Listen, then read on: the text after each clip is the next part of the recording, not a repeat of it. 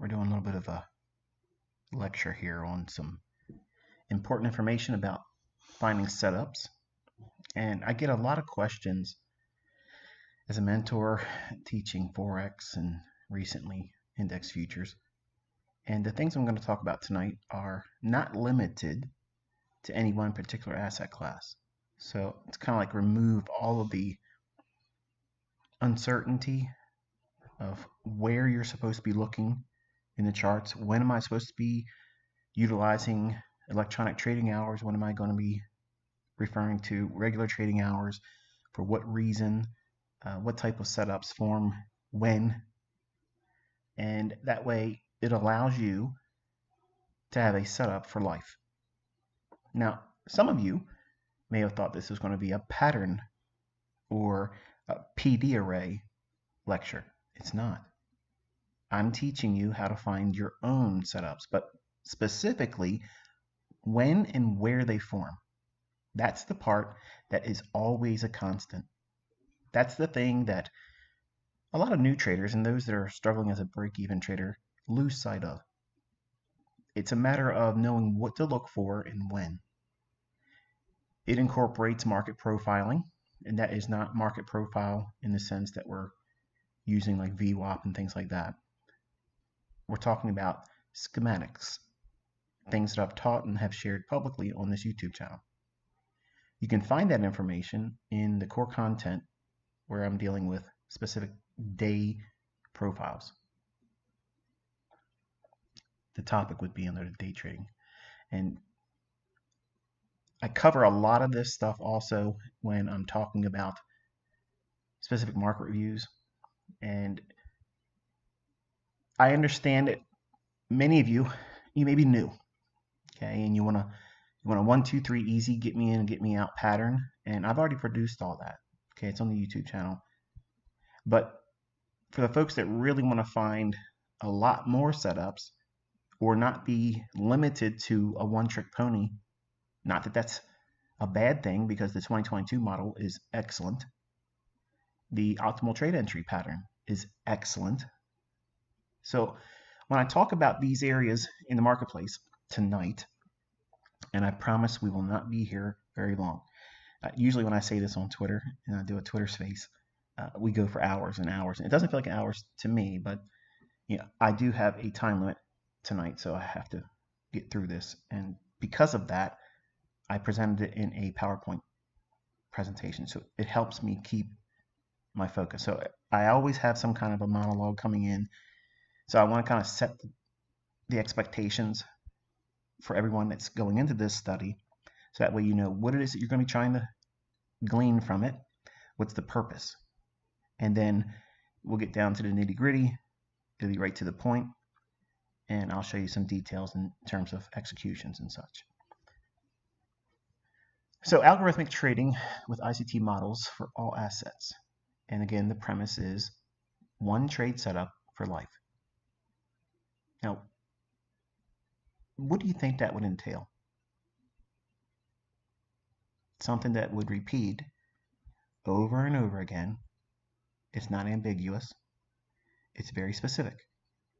Now, when you see me doing my trade executions, sometimes they look too good to be true, and sometimes I'm questioned as to whether or not I'm using something that's delayed and whatnot. And today I had a little bit of a clinic today. I've shared some things that my wife wasn't expecting me to spend any time online today, but I felt like I wanted to share today. And I answered a couple of things that came up over the years in terms of doubts or concerns. And I really want you to think about the lesson tonight that we're going to cover and think about how your setup, your multiplier, the PD array that you gravitate to most. It may be the fair value gap. It may be a breaker pattern. It may be the optimal trade entry pattern. It could be a simple order block. It could be a turtle soup. It could be a number of things. It could be the inversion fair value gap. Whatever that PD array is that you see easily in a chart, the one that you don't have to look too hard for or strain your eye or scour through the candlesticks to find it, the one that just simply makes sense to you. When you see price action, your eye goes right to it. That, my friends, is the one you're supposed to be looking at. That's the one you start with. It does not mean that it's going to be your entire career. It just means that that's the one that resonates with you right now as a new student of mine. And then you grow from that. I promise you, when you learn one PD array and how to use the information I'm going to share tonight, it'll be so much easier for you to see all the things that form in all the PD arrays that I've taught and will teach. But you have to have some kind of a baseline to grow from. And if you're rushing through it or trying to push too much on yourself, the time limits that you place on yourself for learning how to do it is unrealistic. Some of you are going to learn sooner than others, and others are going to require more time. I can't speed that up for you. You're bringing in your own learning curve, and the things that you're going to worry about are going to find its way to the bin as you learn how to focus on the things I'm teaching you, and not anything more than that per lesson. So let's get into it.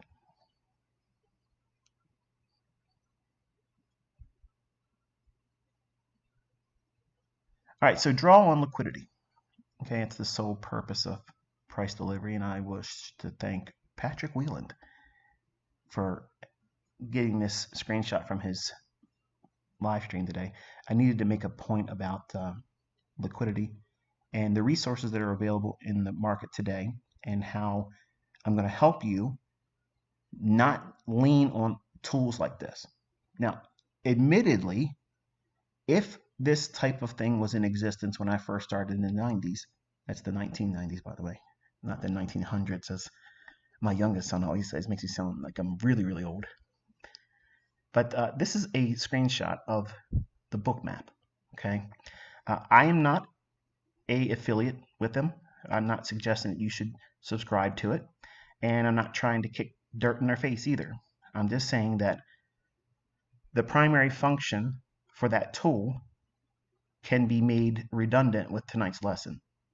Now, I don't want you to take my word for it. You're welcome to compare and contrast and then see if there is any validity to what I'm going to say tonight. But I promise you, you're going to see that these things, while useful to a new student, to a new trader, they're absolutely wonderful crutches, and that's not to be demeaning or to talk down to it. Because believe me, if I would have had access to this when I first started, I would have absolutely subscribed to it, because it would have helped me learn faster the whole premise of liquidity. But the problem is, with a tool like this,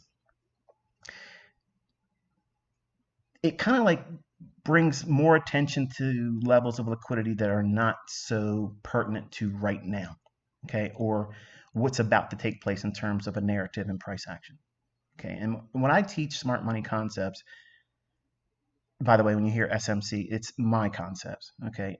When I talked about it and first started teaching it, I referred to them as smart money concepts. And when we look at liquidity, there's a specific range in mind. When I'm looking at my charts and I hear or see people in comments, I've watched other YouTubers, and their complaint is, you never really understand why ICT is picking this high or that low. He's hiding it from you. That's bullshit. Tonight, I'm going to show you that that has never been the case. I've always said these things, but it's always tucked in during the discussion, the boring parts, because you're not trying to listen. It goes over your head. That's why when you go back and look at old videos, it's been there the whole time. But you're looking for that one trick pony, that magic trick, that sleight of hand thing that's going to let you go out on social media and look like a rock star. If you want to be able to do that, you have to learn like tonight. This is a lesson that gets to the heart of the matter. Where is it that you should be framing your focus? And what liquidity? What specific liquidity does ICT refer to? Yes, we're going to cover that.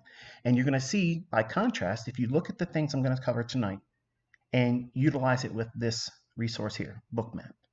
I don't know if they offer a free trial. I don't know that at all. But there's YouTubers out there that stream and kind of like share this because they're affiliates and they want you to sign out with them. I'm not saying don't use it. I'm not saying you should use it. I'm just saying that for folks that are trying to do this without having extra things to pay for or look at, you can take the information tonight and compare and contrast and see if it doesn't really get to the heart of the matter in terms of where liquidity is should be focused on for any one given period intraday.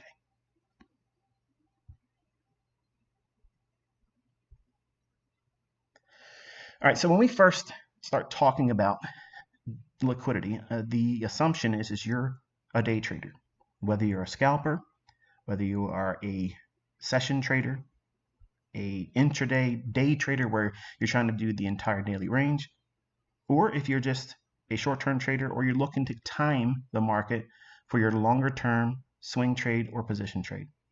All of that is encapsulated in tonight's discussion. So it's not just an intraday chart concept. You can use these concepts to really narrow down the amount of risk, reduce it to minuscule amounts. It doesn't mean it's without loss. Doesn't mean that you will have winning trades all the time. It just means that if you understand the concepts I'm covering tonight, you will have the ability to go in and fine-tune your risk model, be able to reduce the amount of risk that's associated with your trades, and also time the market. Know where the market's going to go to next, okay? First session we're going to talk about is the PM session ranges. Okay, and this is always going to be referred to in terms of previous day. Okay, so previous day, we are going to be referring to the 1:30 p.m. to 4 p.m. time window, and this is always in New York local time. Now, I'm saying that because I want you to set your trading view chart to New York local time.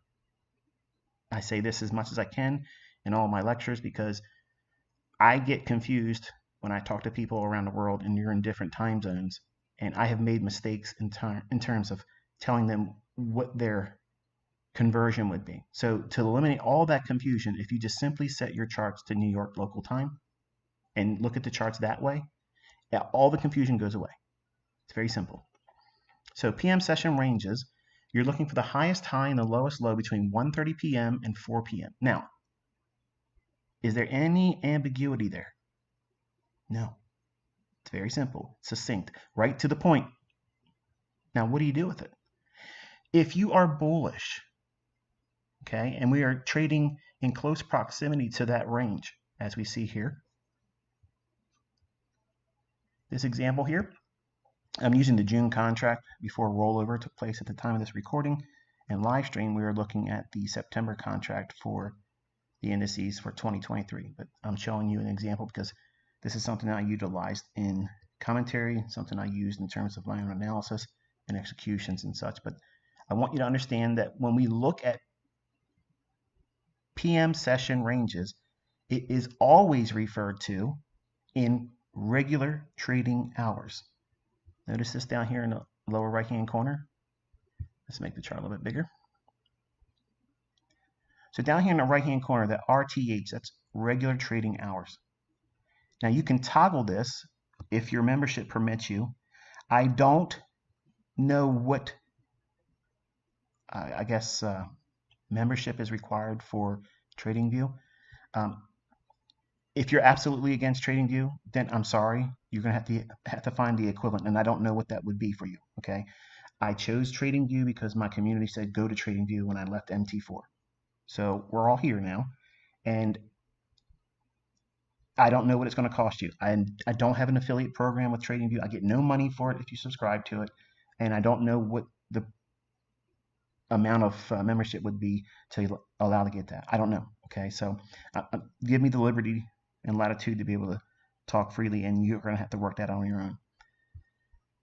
But this toggle from RTH to electronic trading hours, ETH, okay, one or the other is going to be utilized. If we're going to be looking for PM session ranges, it's always going to be into previous day. The time window, the amount of time that you're looking inside of, what price range, what high are you looking at ICT, which low are you looking at ICT, regular trading hours, it cuts out all the overnight trading. The algorithm, once we start trading regular trading session hours the next day, it's going to refer back to these specific times and what liquidity exists above and below it. So if we're bullish, And we're trading near the opening in this little orange line here that's going to be in every slide. That denotes the 9:30 opening bell. You know, when everybody's on CNBC and they clap their hands. That's when the opening bell occurs for the stock indices and stock market. Now, obviously, they're trading all night long, but that opening window starts that opening range for the next 30 minutes. Where will that usually run for? The high or low? If you're bullish and we take out the PM session low, where it's going to be sell side below that, that's wonderful, because if it's bullish and we have a higher time frame premise that's expecting the market to go higher, how do we know that? That's what I've been teaching you. When I do my reviews or I do my commentary, or if I'm pointing to something on Twitter, if you're not following me on Twitter, you're really missing out, because I'm doing a lot of information there in like real short, succinct manner. I'm taking your attention to right then and there. Today I did it, and a lot of people actually followed it, and it's not to be used as a signal service, but I'm calling things live there, drawing your attention to it so that way you can study it real time. But if you're bullish and the market drops down below PM session lows, notice that this low here and this low here, that's encapsulated inside of the 1:30 to 4 o'clock New York local time. So below those relative equal lows, there's sell side liquidity. It's really simple. It's simple, isn't it? When you go through the process of listening to me and doing the things I tell you to do, and I justify why you should do all these things, that's the boring parts. The folks that have started making real money, 6 figures, payouts, okay, doctor salaries in a month or less, that stuff comes by listening and practicing and going into their charts and not taking my word for it, but going in and seeing if the things I'm saying are indeed true. This logic, if we're bullish, we'd like to see sell side taken. Why? Because that means that smart money would accumulate those sell side liquidity and absorb it for their buy side. So they're going to treat that sell side as counterparty to their smart money buying. So they're accumulating in the Judas swing. The drop down here just goes into this area here where the liquidity is. So we definitely want to be looking at previous day's session, not just any old high and low. The high and the lows between 1:30 and 4 o'clock New York local time. That's the PM session. That range, the highs and the lows, there's liquidity above and below it. If we're looking for higher prices, we definitely expect it to be running to the buy side. But at the opening, we expect, not always, but we anticipate a run lower, that Judas swing, that every Tom, Dick, and Harry on social media are going to chase that. They're going to think it's breaking the new lows and it's going to keep going lower. No. It's only running down there to take sellers into the marketplace, and they're going to buy them. And then the market runs to buy side. Now, you could be a trader that simply takes this order here as a long, as a turtle suit. Now, admittedly, this takes a great deal of conviction. It probably won't be the first thing you reach for learning from me. In fact, it took a lot of time for me to trust that idea of buying below old lows and selling above old highs for entries, not targets. It's easy to do it for a target, but it's entirely different. It takes an entire paradigm shift in your thinking to go into the marketplace and anticipate that as an entry. But it can be done, and it takes time. How you get there is you study old moves like this and you journal them. But your model could simply be wait for the sell side in the previous PM session range. If you're bullish, that's your buy. If you're going in, that means that you're expecting the weekly range to expand higher. The draw on liquidity higher on the weekly time frame. We covered all that stuff in the previous discussions. But going down into liquidity like this when we're bullish, we would reasonably expect it to run for what? The buy side. Where? What buy side? What high are you looking at, ICT? That one right there. Why? Because it's inside the range between 1:30 and 4 o'clock. How, pray tell, is that complicated? It's not complicated. And I've taught this ad nauseum over and over and over again. But you're not listening. So I'm taking you by the hand tonight right into the charts. That way, everything is perfectly laid out for you. You have absolutely zero excuses. You have no excuses now to know what I'm anticipating. What range am I looking at? I'm not hiding it from you, folks. I want you to succeed. I really, really want you to succeed. And if you can't learn it from tonight's lesson, I don't know how to do it better than this one. Okay? Going further into the day, now we're considering a full 24-hour rotation. Okay, so over the course of 24 hours, what is the mind of ICT? What are the inner musings of Inner Circle Trader? I'm going through the process of going through this very routine right here. I look at PM session range. If it's not a factor, or it's not to be considered because we're not in close proximity to that range, because we could be significantly higher or lower around 9:30. So what am I looking for then? If I'm not close to previous PM session 1:30 p.m. to 4 p.m. range, at the time of 9:30 at the opening bell, and I'm watching that next 30 minutes, which is the opening range, what am I going to look for then next if it's not that? I'm looking at the London session raid. That means I'm going to be looking at the range between 2 o'clock in the morning and 5 o'clock in the morning, New York local time. Now again, tell me, is that complicated?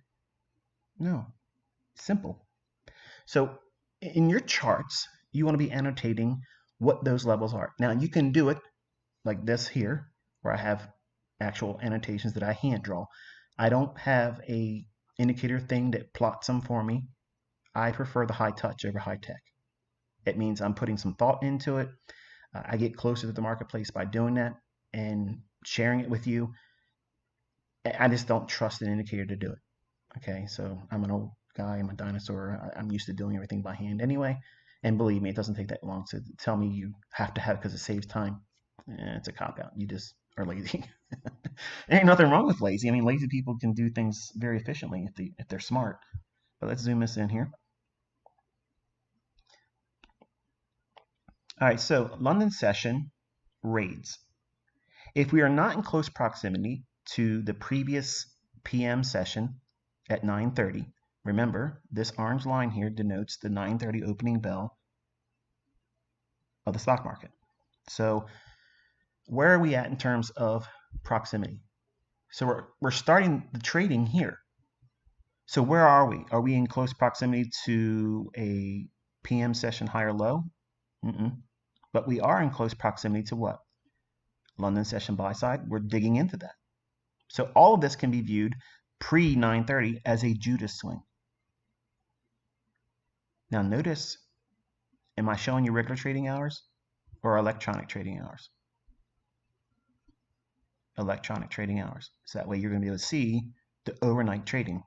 If you have it toggled to regular trading hours, you won't see this information, folks. It will be hidden from you, which is one of the conundrums that retail traders fall into. They don't know either how to toggle electronic trading hours or regular trading hours, and even if they do, they don't know what to do with the information. It's hidden. It's in plain sight, but it's hidden from them. You don't have that excuse anymore tonight. So London session buy side liquidity, we're seeing that raid up into it here. And then where's the low in that? Remember, 2 o'clock to 5 o'clock in the morning, New York local time. That's not ambiguous. What is the range? The highest high and the lowest low. Here and here. So if we raided the buy side and we did it on a run that's a Judas, we anticipate that as a false run higher. And then we're going to see, does it shift lower? How can we use that information? Well, you can use the 2022 model. You can use a breaker, a bearish breaker. You can use the ICT optimal trade entry. In here, from this low to that high is a fair value gap. This is a shift in market structure below this low right there. That's your 2022 model or optimal trade entry. What would you be aiming for? London session, sell side liquidity. Do you have to sit through a retracement? Yes. But we'll cover that. because that in itself is also a range that we utilize intraday. Notice when I'm taking you through the whole routine of 24 hours. Where are we at open? Open is 9:30. We have to wait for 30 minutes because there's going to either be a run higher or lower, or it may consolidate, and then we'll have to wait for the 10 o'clock displacement, and then you can look for a silver bullet between 10 o'clock and 11, or you could use a run into the lunch macro, which we won't talk about tonight, but I promise you I will be teaching those things. I can't do everything in one lesson. Everything line upon line, precept upon precept, it'll be taught here and there. But before November, you'll have more than you'll ever need. So we have two ranges we've identified here for defining where liquidity is. Let me go back to the discussion of that Bookmap application or software. I want you, if you have availability to do this, look at what Bookmap is saying when we're trading, like here. Tools like that will start showing you lots of liquidity, if they're accurate, right below that low. If it matches the premise that I'm teaching here tonight, then it's valid. And that's where the market will draw to. Every small little liquidity above the marketplace or below the marketplace is irrelevant. When I say I'm looking for a draw on liquidity, I'm looking predominantly around the levels I'm teaching you today. So think about how many times I've called things on Twitter live and how many times they were wrong. What, 3 times maybe? Everything's on Twitter. It's not deleted. It's not edited. I don't do any of that stuff. But all of you, 300,000 plus now, have watched me take your attention to a specific price point, and then the market ran off and went right to it. How was I doing it? It's what I'm teaching you tonight. You can do this, folks. Now, there are going to be times when you look at the market and it's not going to be clear to you. If you don't have a clear depiction of what should be taking place, where the market should draw to, because there's going to be times when I'm either going to be on vacation or I'm not going to tweet or I'm not going to talk about something. I'm living a life. So if it's not clear to you what it's reaching for, don't put a trade on. Study it. And that experience will grow over time. And you'll get better at doing it. But when you're journaling, I want you to go into your charts and journal like this. This should be part of your journaling. If you don't journal and you don't record these types of things, your brain and your subconscious can't retain it. It needs to be trained and conditioned. That way it activates your reticular activating system. So that way it allows your mind to see it. And then when you're looking at price action live, it'll be like, oh, I got to look. Oh, there's that high I'm looking at. There's that low I'm looking at. Notice we're cutting through candles, folks. It's not supply and demand. And it's not Wyckoff. I'm sorry. I wish it could be something I could point to and say, go over there and learn that. But it isn't anywhere else. All right, opening range gaps. Okay. Opening range gaps are a specific event that takes place when you're utilizing regular trading hours. So let's zoom in. So down here in TradingView, you want to make sure you're toggled to regular trading hours. By doing that, what it'll do is it'll remove all the overnight trading, so you won't see anything like London or anything like that. Where we stop trading for the regular trading hours, and where we start trading again at 9:30's opening bell. That's what you're seeing, okay? That separation, that is my opening range gap. So whenever you hear me say an opening range gap, not to be confused with opening range. Opening range is the first 30 minutes. I will have a specific teaching in its entirety all by itself on this video, on this channel. It'll be opening range lecture. But when I say opening range, that is the first 30 minutes after the opening bell at 9:30. So specifically, it's 9:30 a.m. New York local time to 10 a.m. New York local time. Not ambiguous, is it, folks? Very, very specific. This opening range gap is where we stop trading using regular trading hours and where we open up at 9:30. If there is a gap lower at 9:30, you will see this gap here. It's being shaded with this little orange box. It doesn't mean it wants to run up there immediately. Okay, and this is what I watch a lot of YouTubers that understand there are gaps. I didn't invent a gap, but I did codify some things around how to use that gap. And I'll teach more about that also in its own lesson. But tonight, I want you to think about how where the market reaches for liquidity, where it reaches for that liquidity, and where does it want to go to after it goes there. This low over here, right in here, that low is occurring in the morning session or the AM session between 9:30 and noon. So what would be residing below that? Sell stops. So we call that sell side liquidity. So we gap lower and then run into that liquidity right there using regular trading hours. Now, if you're using electronic trading hours, you may have a lower low overnight. And then, in other words, between these two price points here, where we closed at regular trading session and open at regular trading session, between those two price points, you have all of the 6 p.m. to 9:30 in the morning worth of trading that could have made a lower low here. I don't care. What? I don't care. If I'm going to refer to the opening range gap and we get a gap lower like this, I'm filtering out all of overnight price. That's it. Now, is that ambiguous? Is that complicated? No. What low would I be looking at? Well, on regular trading hours on this chart, that's a pretty obvious low, isn't it? That's the stuff I've been doing on Twitter. I'm picking the right highs and lows, folks, because there's a method behind what I'm doing. I'm not inventing it as I go. I'm not going off on a whim, making it up as I go. I've been doing this stuff for 30 years. It's the same stuff all the time. It's a well-written, well-read novel to me. That's why I'm so consistent. That's why I'm accurate. And if you stick to these rules, you will become this accurate too. It's transferable.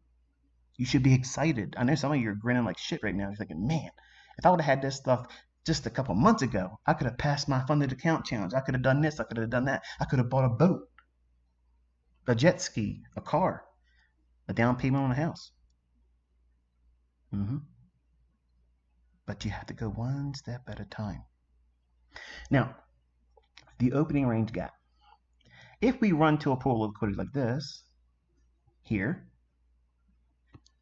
wouldn't it make sense, since we're now into a discount and inside of liquidity, below old lows, we're in sell side now.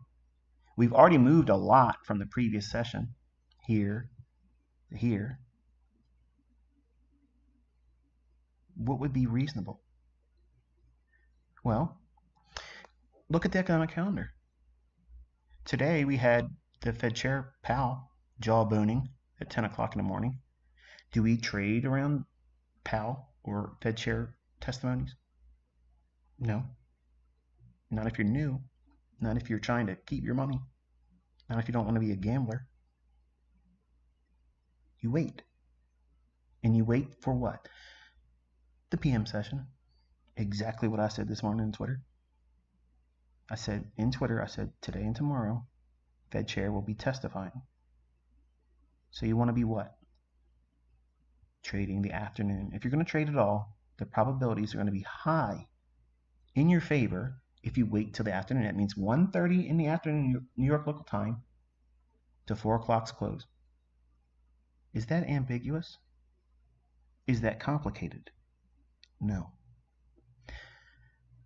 Wouldn't you know it, there's a low here that forms at 1 o'clock, and then at 1:30 or so, it creates another low here.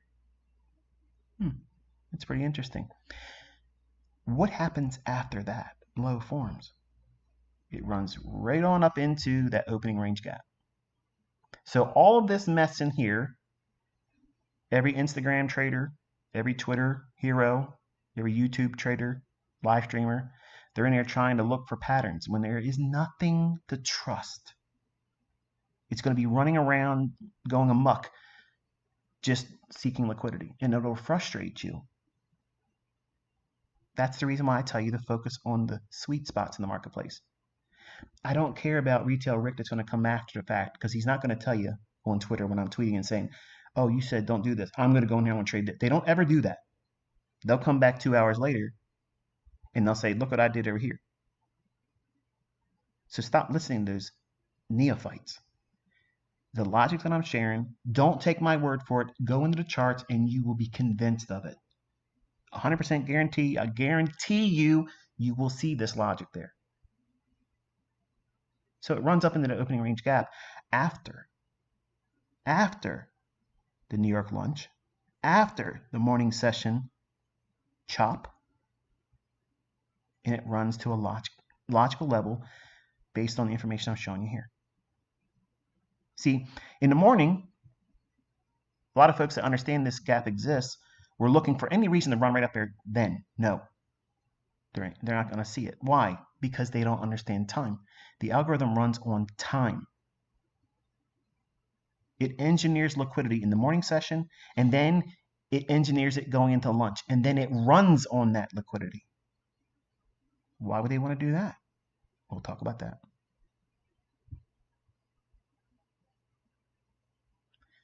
New York lunch raid.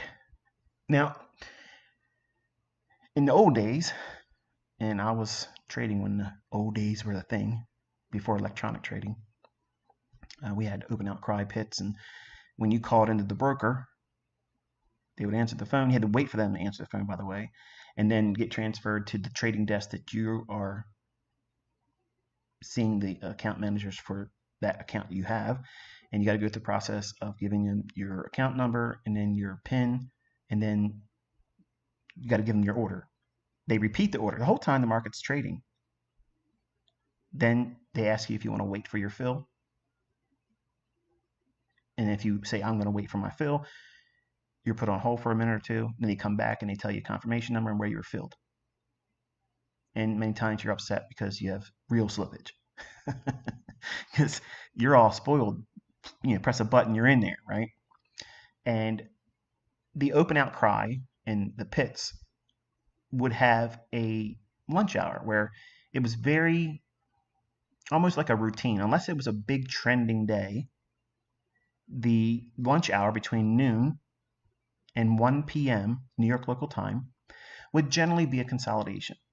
Now, the way we could use that back then, and I'm going to show you how I use it now, but for historical purposes, I'm giving you a reference on how I become ICT. The lunch hour many times was a reversal, and whatever took place in the morning was completely reversed on, and then if it was a trending day, it would just keep on going, and it would repeat whatever the morning low was up to the lunch high, and then run into 3 o'clock, 4 o'clock, and that would be their full daily range. Other days, if it was bullish, it would go up and then consolidate during the 12 o'clock and 1 o'clock in the afternoon, and then do the same move in the afternoon between 2 o'clock and 4 o'clock that it did in the morning session, but it would do it in half the time. So it was a measured move, ABCD type of profile. And in other days, you would see just a morning move and then consolidate lunch and then stay consolidated the rest of the day. And the same thing if it was a bearish day, it would create the morning move, then consolidate in lunch and do nothing extra. And that was pretty much it. That was the profiles that existed back then. Now, you might be thinking, well, that's all well and good, Michael, but which one do you use? Well, which one would you expect based on the economic calendar, the draw on liquidity for the weekly range? What is it trying to do? Where's it reaching for? All those things have to be balanced. That still requires you and your study to get to that degree of understanding and implementing the things I'm teaching. But you have no excuse when I'm pointing to it in advance. I'm taking you to the higher time frame weekly charts. I'm telling you where the market's going to go, and we watch it daily and weekly move thousands of points. Not 5 handles, thousands, hundreds. Okay, so it gives you time and opportunity to get in sync with that type of move. And you don't have to have the lowest low and the highest high. So a New York lunch raid between noon New York local time to 1:30 p.m. But ICT, you just said it's an hour long, noon to 1:30. And there's people out there say, oh, the market doesn't care about, nobody's going to lunch. The algorithm doesn't take lunch, but it runs on that liquidity. So everything that was utilized since the dawn of market manipulation, when the powers that be figured out that they could just run a numbers game, and everybody thinks it's a free market, and they think it's buying and selling pressure that makes these markets go up and down and where they go. They utilized that information that it was not efficient at all when it was used in an open outcry. And that price, that manipulation, that engineering of market direction was made much more efficient when electronic trading took over. So nothing has changed in regards to market manipulation and market making. We're not talking about dealers, folks. Okay. If somebody's out there saying, I'm a market maker, I'm a former market maker, you are not a market maker. You are a dealer. The folks that are in control of price, where it's going to go, how high it's going to go, how low it's going to go, that's who I'm talking about. And you don't see them. They don't have a face. All of that's been changed now, and it's algorithmic. It's highly efficient. They never get sick. They never mess up because it's 100% electronic. It's following code. It's following instructions. Period. It's all delivered on time. So a lunch run on liquidity, a raid, if you will, you have to define the range between 12 o'clock and 1:30. But you said it's an hour long. 1:30 starts the PM session. That's when the algorithm can start doing its macro. A macro is a short order of instructions that will create an event in price delivery. Your focus needs to be on the highest high and the lowest low. I'm showing you the highest high in 12 to 1 o'clock because there's nothing higher than the high here. The low formed here between 12 o'clock and 1:30, that's the lowest low here. So we see this low, it drops down there.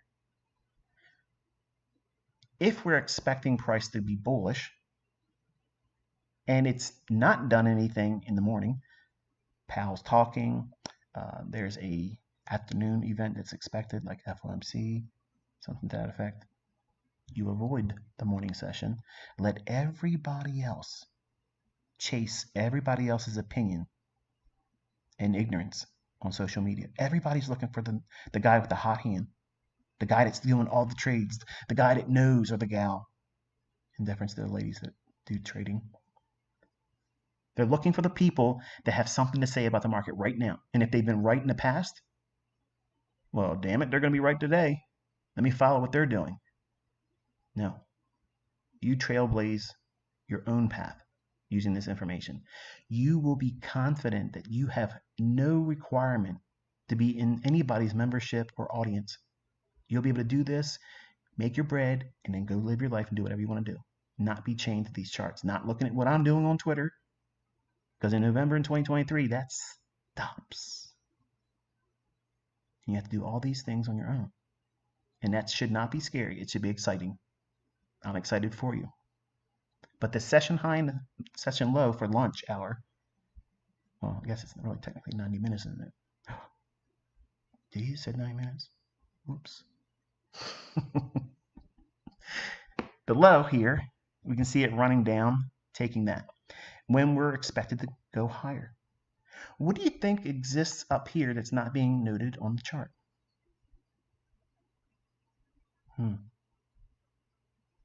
We'll get back to that. The market starts its run at 1:30, completely random. Now, you're probably watching this video and you've never seen anything else by me or never listened to Twitter Spaces that I've done. And you don't know that I've said that time at 1:30. You don't know that I've said this many, many times, referring about the New York lunch and how there's an algorithm that controls price, and there's a macro that begins at 1:30 that sets the tone and pace for the 2 o'clock to 3 o'clock silver bullet, baby.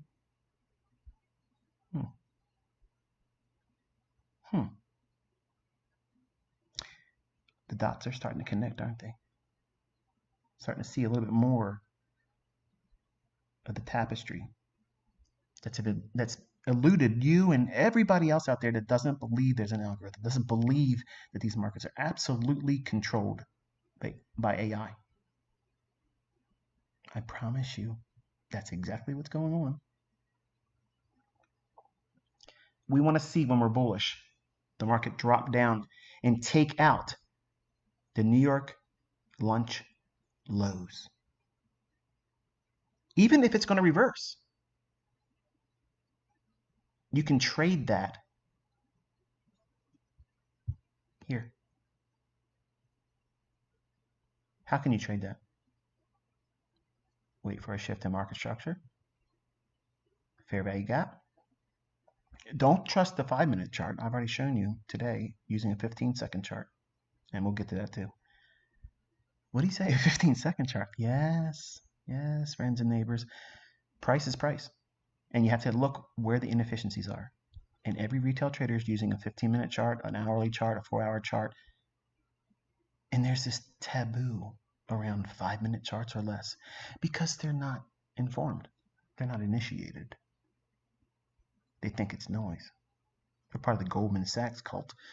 Sorry, boys, but price is price, and whatever you see in terms of measuring it using a time-based chart, you have every advantage using a time-based chart. In fact, that's the only way you're going to see it. So don't listen to people that say, don't look at the time-based chart, it's nonsense. Wrong. Right away, that tells you they have no idea. Algorithmic delivery, it escapes them. Sorry. It runs on time. Time is the first factor. What am I showing you here tonight? Very specific windows of time and what to reference it in terms of liquidity. Go back and look at my examples, folks. Your jaw is going to hit the floor. It's always been there. And it's always been explained to you in those long-winded rants. This stuff that you say I'm boring. No, I'm teaching you. I'm trying to teach you everything that would bring you as close as I can bring you without having the 30 years experience I had. So I'm taking you fast-tracked through 3 decades of understanding. And if you don't have the patience to sit through whatever the duration is for the lecture, that's a little bit myopic and unrealistic. You're selling yourself short. I don't care if you learn it, really. I mean, if you're going to be lazy, I don't care. But if you really want to learn it, I'm telling you what to do. I'm telling you what to avoid, where your focus should be. If you're bearish, you can wait for a run up into the opening range gap, take out a lunch buy-side liquidity pool, and then watch and see how it trades back below the New York lunch high. If there's a displacement, what does that mean? See that low right here? Displacement. What does it leave? This candle's high and that candle's low. What is that? That's random. Look at that. It's like it's just, it has no rhyme or reason, right? Wrong. That's your 2022 model. Boom. Sell short. Aim for what, ICT? The New York lunch low. Well, it made this one here at 1 o'clock, but you can use this one while you're long or bullish. I know it looks cherry-picked and talking. I promise I got something for you that are thinking that right now. I promise you, just sit tight. But in the afternoon session, you can see how that lunch hour plus 30 minutes, that 90-minute window, that low right here is where sell side resides. And in the PM session, it raids that liquidity. But my CT, look, man, there's some relative equal lows down there, and you teach relative equal lows, right? But before you get there, where's the next logical range to look for in terms of liquidity? That lunch hour or 90-minute period. Now, I said a lot of talking about things that some of you get pissed off about because you think I'm thumbing my nose at you or talking down to you. But no, I'm talking to you like a friend. If you were friends with me from childhood, this is exactly how I talk to you. I know what I'm talking about. I know how to make crazy ass profitable traders. But I also have students that are fucking lazy. They're not going to do what I tell them to do, and they're going to make excuses why they failed because they didn't listen and they rushed too fast to get into live trading. That's your mistake. That's not my mistake in hiding things from you. I didn't do that. I'm not doing it here tonight either. You have every advantage after tonight. Going in and looking at what I'm looking for. Where am I focusing? I promise you, after tonight, your shit's going to be different. Yes, it's going to have nuts. AM session ranges, 9:30 in the morning to noon. So right away, we are considering this in the afternoon. So we can always refer to it in the same trading day. So we could be anticipating a market reversal profile, something to that effect. If we have an elongated market where, say, the New York session, morning session rather, of the current trading day is consolidation. And then we have a directional lunch hour, or during the lunch hour, it's consolidation as well. We can refer to, and if we're bearish, we look at the previous session's trading. Now, if you look at the previous session and you're using electronic trading, what specific low am I looking for? I'm looking at the 9:30 in the morning to noon.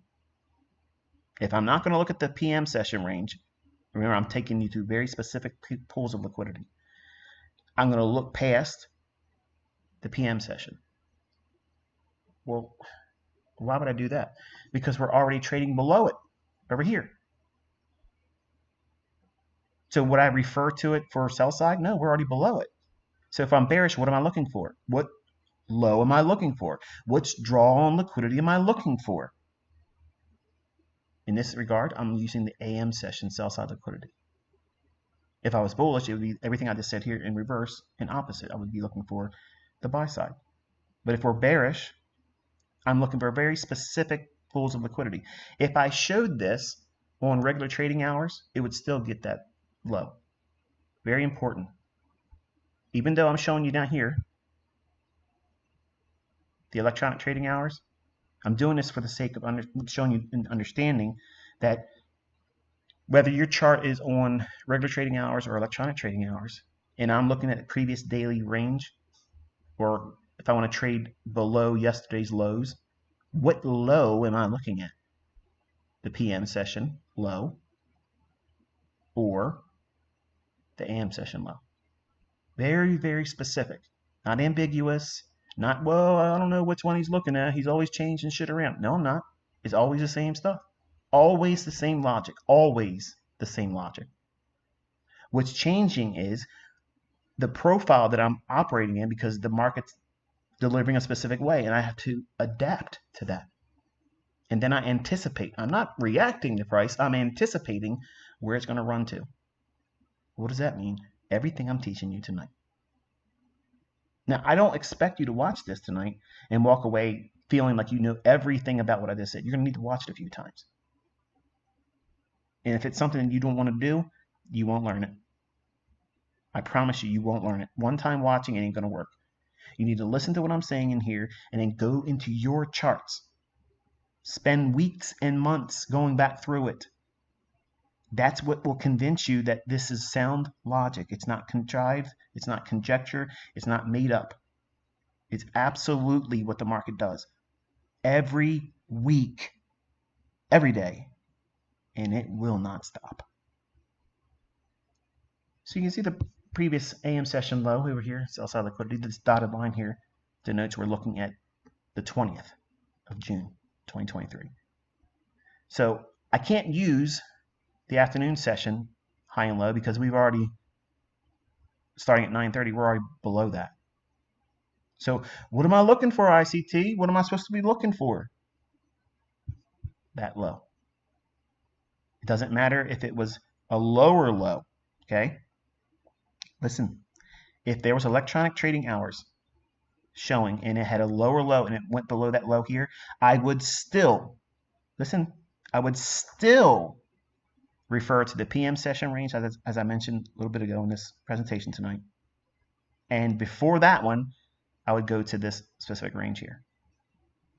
It's a specific time. I don't care about overnight highs and lows. I'm looking at very specific regular trading hours. Regular trading hours is going to be referred to in the next trading session. They're either going to be respected or blown out. It's simple. It's not hard.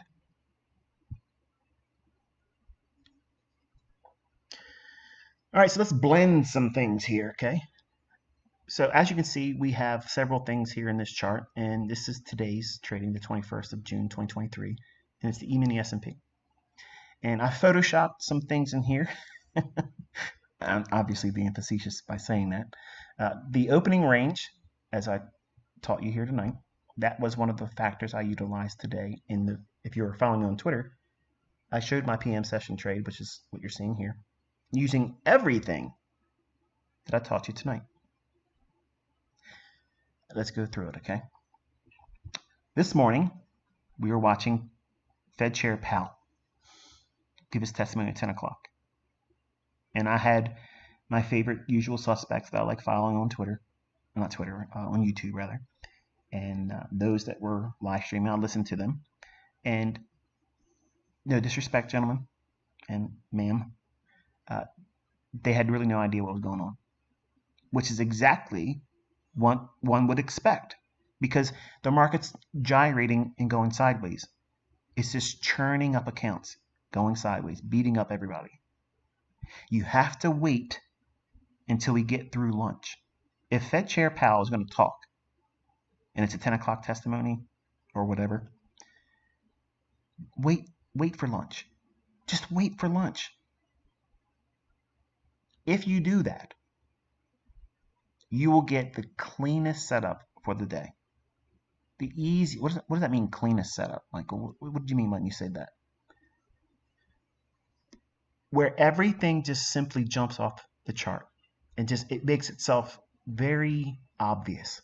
You want setups that are very obvious. That's clean, okay?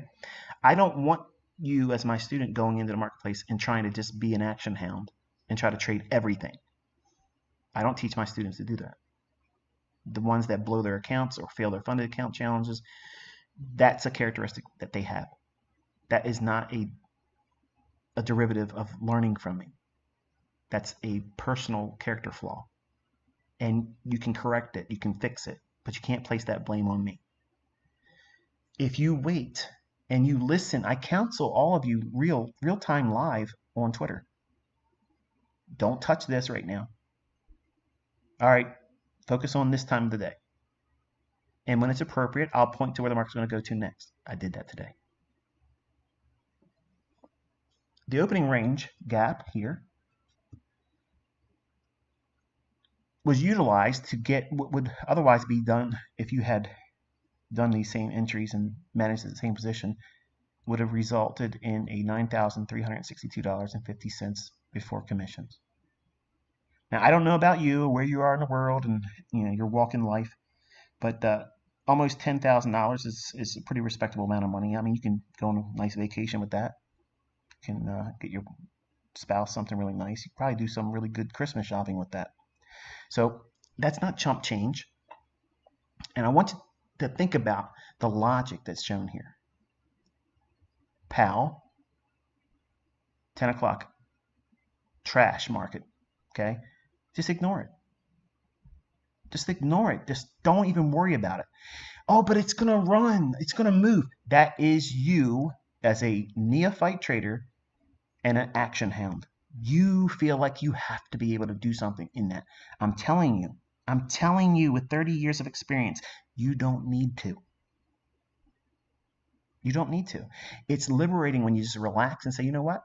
This is the highest degree of manipulation right now, and I don't know what they're going to do, because they can manually intervene and send price careening higher or lower, and you won't be able to see it coming. So don't torture yourself. Do something else. Sleep in. Go have breakfast with your spouse. Work out longer.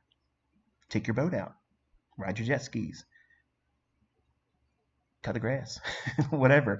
Don't do anything in the marketplace. Just wait. And then what time does your shift start? At 1:30.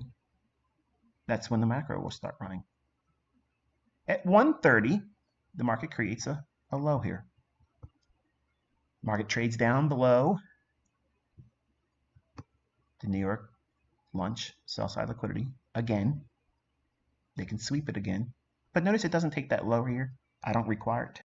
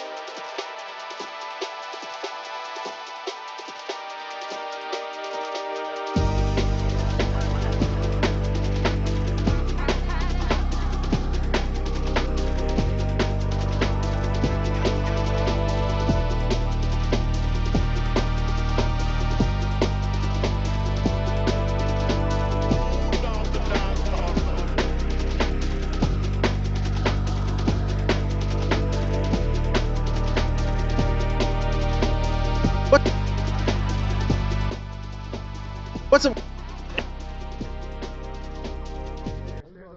Everything good, chat?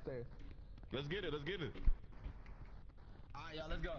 Over this way. Hey. Yo, Wingstop, bro. Get that Cajun cord. T. Thank you.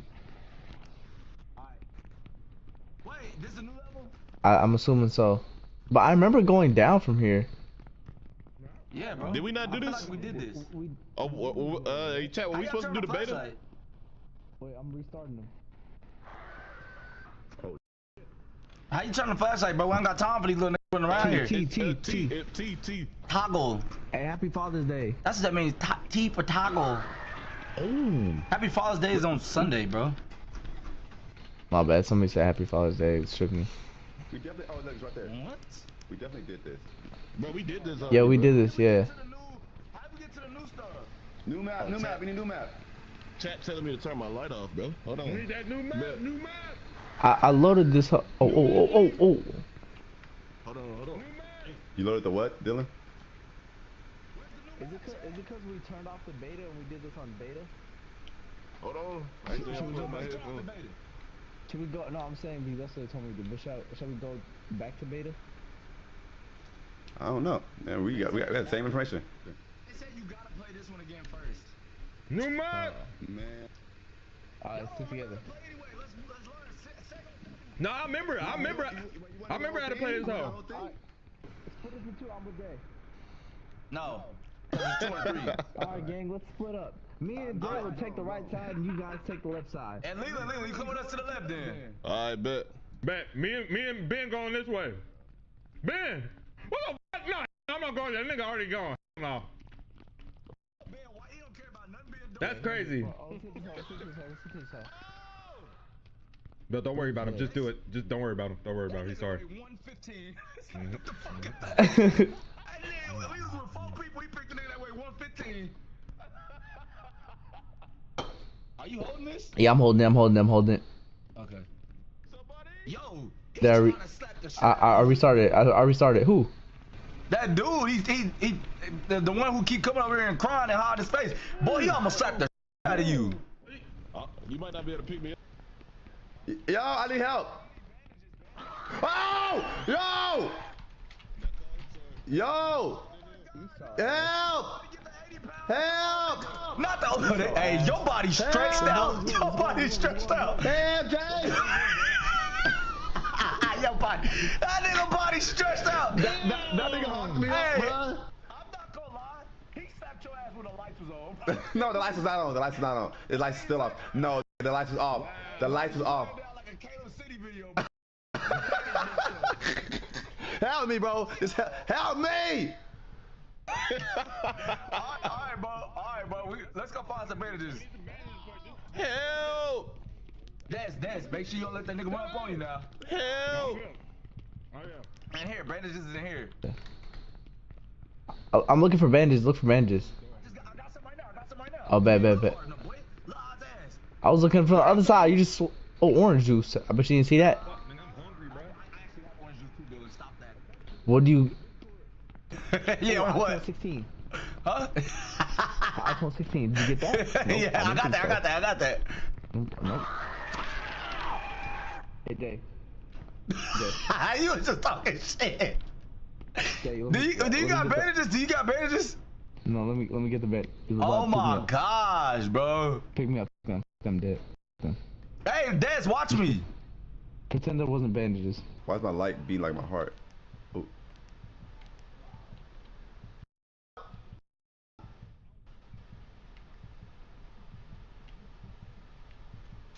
Oh. I died. Okay. Oh my God. Like, make it go away. Do we gotta look at it? Yeah, you got your flashlight. Jay, mute in Discord. Hey, look in here for some bandages, Dill. Mute in Discord, Jay. Oh, we're not gonna beat this level. You hear me? We need more people up. Jay, mute in Discord. Where? Come on, man. Ain't no bandages in here. Please don't act like that with the bandages, bro. I'm making my way downtown, walking fast, faces passing, I'm homebound. How many generators are there?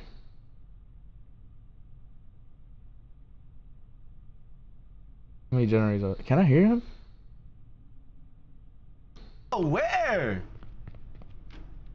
Shout out Junior Dawkins for the 5 get the subs.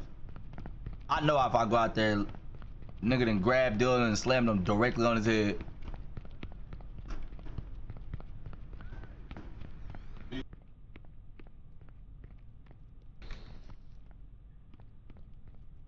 I hear him. Found bandages. I hear his punk ass, bro. Got OD bandages. He can't come in here, right? The light out.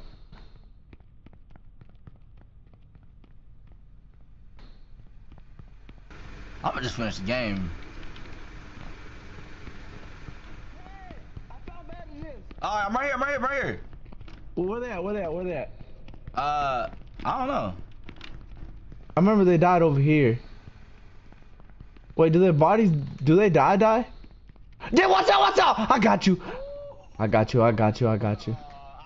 myself, to be honest with you. Wait, do they die?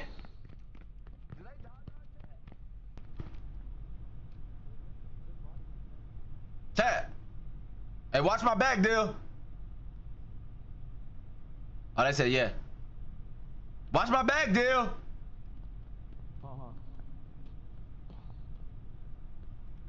What? I said yes.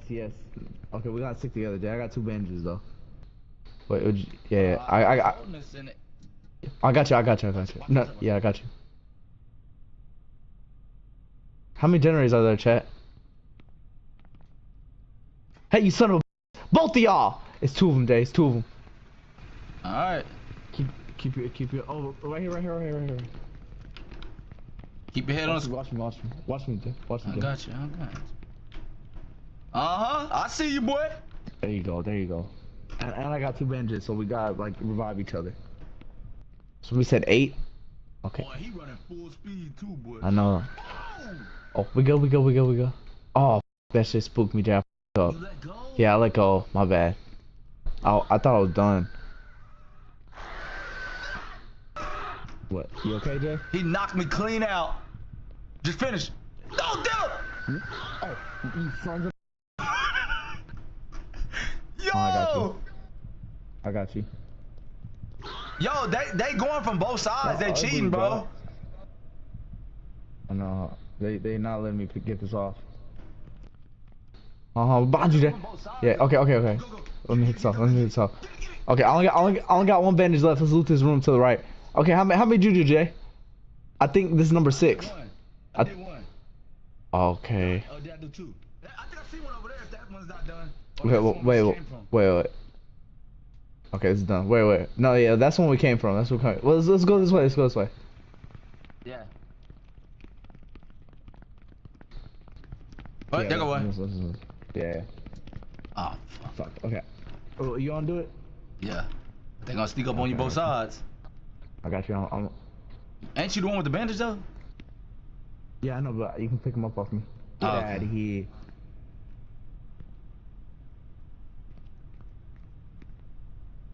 Nice. Tell me when you're done. I'm done. Nice, good shit. Hold on. We should be good. Still got more. Get these sons of away from us. Oh, okay. It's all coming back to me now. I'm glad we played this level. Yeah, boy. Ooh. Oh, no, I got you. Go in this room. Y'all niggas ain't got no swag, lame ass. Go in this room. Okay. Is it bandages? I don't know if I'll lose this room. I don't think they come in the light room. Yeah, I've been in here for a long time. They can't come in light. I was orange juice. I said another generator. Yeah. How do I drink orange juice? Oh. If we had a team of like 5 people. Yeah, I know. I can drink some orange juice. How you do it again? Hold on, how you do it again? Oh, there it is.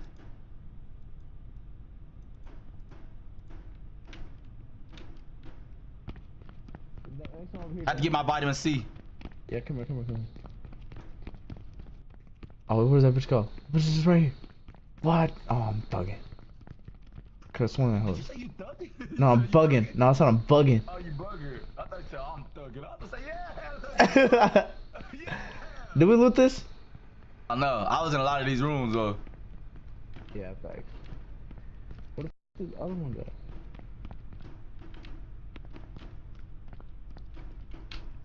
Oh, is this the exit? Oh, this is where it came from? Keep your head on swivel.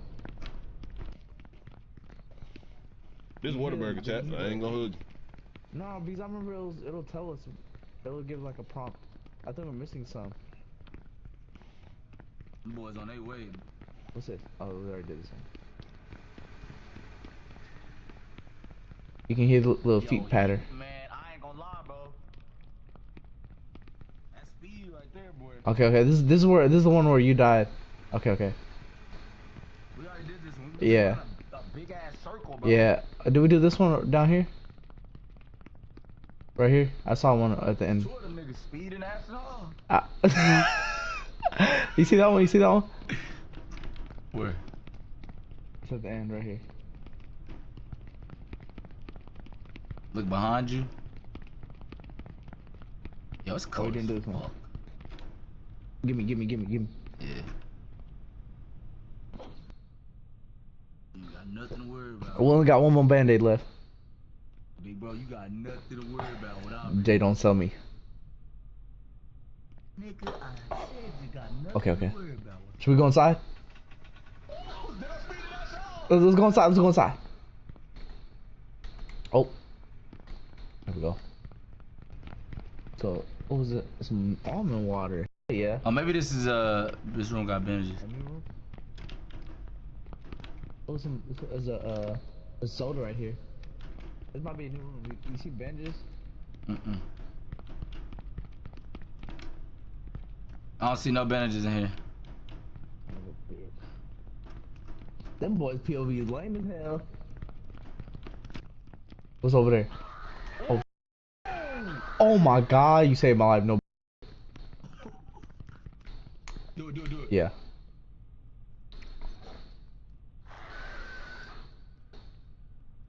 How'd you say? Y'all need 3 more generators. Them shadows, you don't play around. I said 3 more generators, Jay. So 2 more after this. 2 more after this. Okay. We played this game before and they still saw it. And I just want you to know, Leland got knocked before we even started completely. It's right over here. Yeah, I got knocked trying to help them too. I'm gonna put that out there. Nah, you just got slapped, I ain't gonna lie. Nah. Hey Ben, if you listening, can you turn the heat on a little bit? Not the heat, but turn the air up or something. It's cold as in here. Anything anyway. I'll look for the other one. What you got left? Nice. Oh, find the exit. It says find the exit. That was the last one. I bet. I think it was like an elevator or something. Yeah. Huh? Cold as shit. Ain't you cold? You're hot and you're cold. You're yes and you're no. You're in and you're out. It's like an elevator, Jay. It's like somewhere in the middle type. I remember.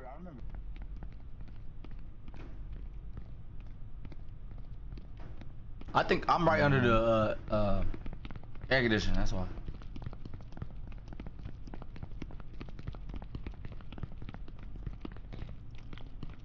Look, there you go.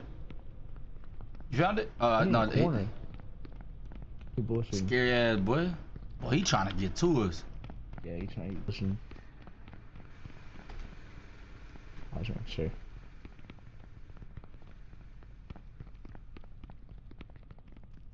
Generators right here. Are we on the opposite side? Why is that dude trying to run through the light though? I don't know. Kinda disturbing. Oh wait, there, I see a green thing right here. I think this is where.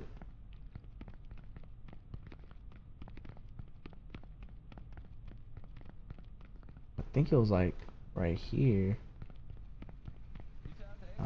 I don't know. I thought it was gonna. Like the middle or something. Yeah, I think it was like elevators, right? It wasn't this. Yeah, it was. I'm gonna go check this. But that's a different exit right there for sure. Yeah. So we might as well. Oh wait, no, is it? This is where. Oh, we can exit now. It's open. I bet. There we go. They should respawn. That thing will respawn.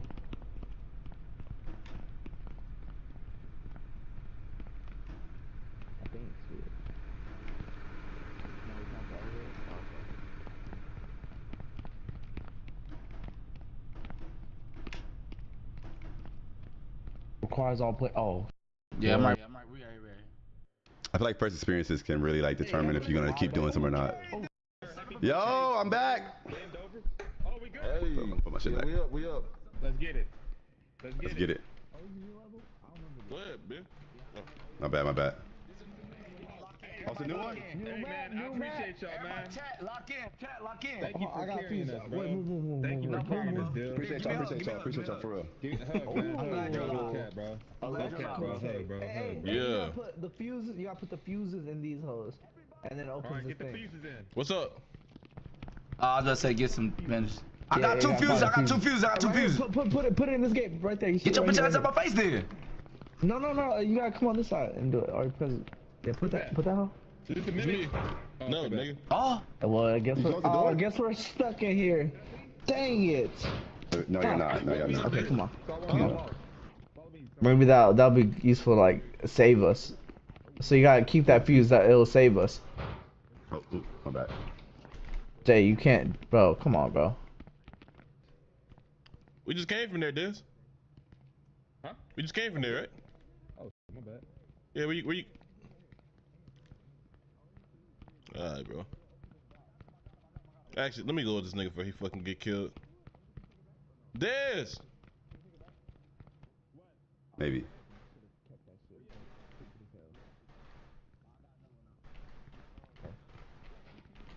You see that thing on the wall? Does that mean something? Yeah. Oh, this one cross fuse too. Oh, it's 5 fuses. open it? It's 5 fuses for this hole. Y'all got y'all fuses?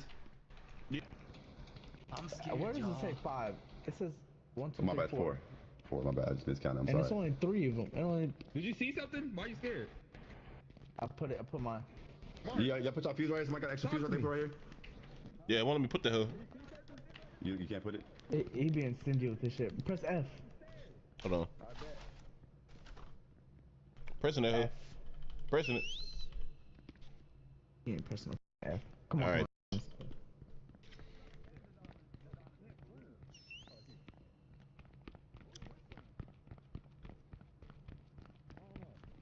Bro, I just put a fuse right here. Then nothing happens. Let me check my inventory.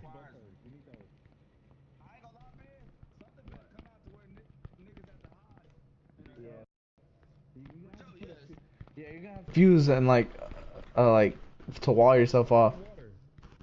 What? I have no, like, I'm not trying to hold you. You didn't turn the heat on, did you? Look. Oh. The air they got a little thick in this hood.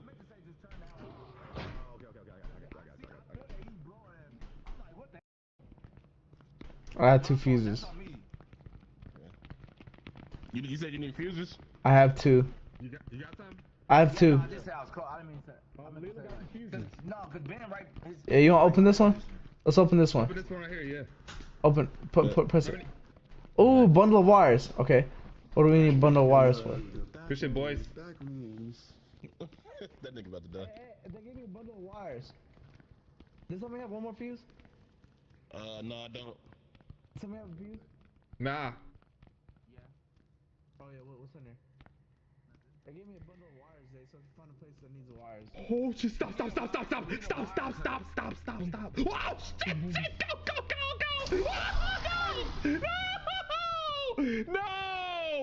No. Oh my gosh, bro. No, your nigga big as hell. Ooh! He dropped his ass off. I got no bandage. Oh, that boy f***ed up. Ooh. Fuck, please, go find some. Go Ooh, find he that some. nigga Nigga, you fucked up. find him. You find him, nigga. Find him. Go, please. Hey, Dad, just keep breathing. Make sure you just keep breathing. Breathe through your mouth, out your nose. Through your mouth, out your nose, Dad. There you go. It's my friends! Okay, Nabbit, you're not one of us. What? Alright, I am on Wario on the baby blooper. The baby blooper is definitely one of the most popular vehicles. I can already see 3 other people on it right now. And as I get to higher VR, I can only imagine the amount of people who have it go even higher. And people are saying that this is the best combo. So let's see how we do with this thing. I'm not used to the handling of this thing yet, but One thing I do know is how to play Shy Guy Bazaar. I don't know how to take this shortcut. I don't think my handling is high enough. So I'm just going to brake a little around these turns. Oh, there's a trail. All right, let's get around this turn faster. See if I can go for coins here on the left.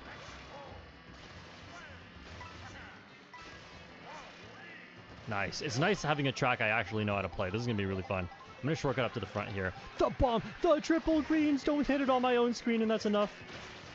Okay. At least I kind of memorized what to do here. Yes, barely made that.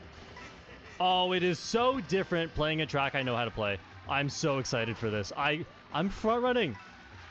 Then the blue shell's going to take me out. Oh, this is great. I've not really front run yet in this game because every time I get into first, I lose it right away because I don't know what I'm doing.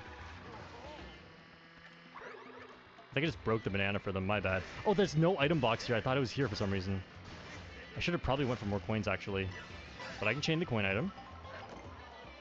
Use that, too. I just want my speed up. That's probably not a good idea. I need to protect against the boo. And the Peepa behind me is kind of a boo. Peepa knows what they're doing, man.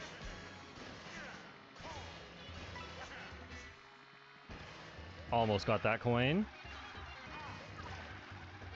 Blooper could mess us up. No, I got the boost panel. Let's go. No. No. Do not red shell me. I might have a red shell lead, actually.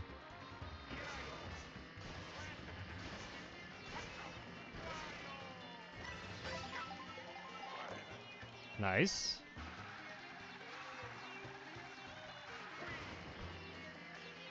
Wow, no blue shell, no shock. Let's go. Oh, blue shell is out now. Nice. This is the best combo.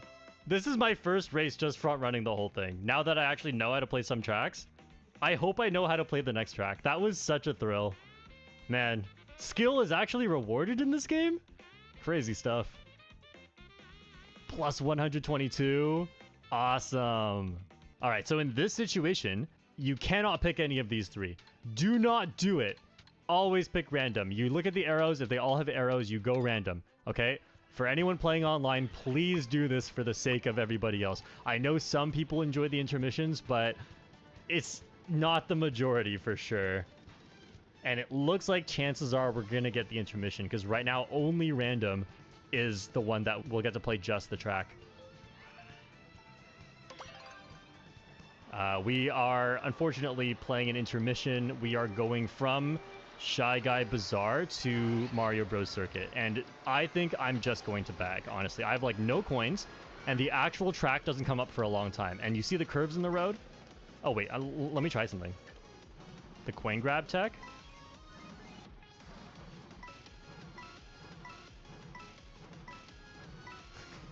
I think I'm too far behind. No! I lost coins for that.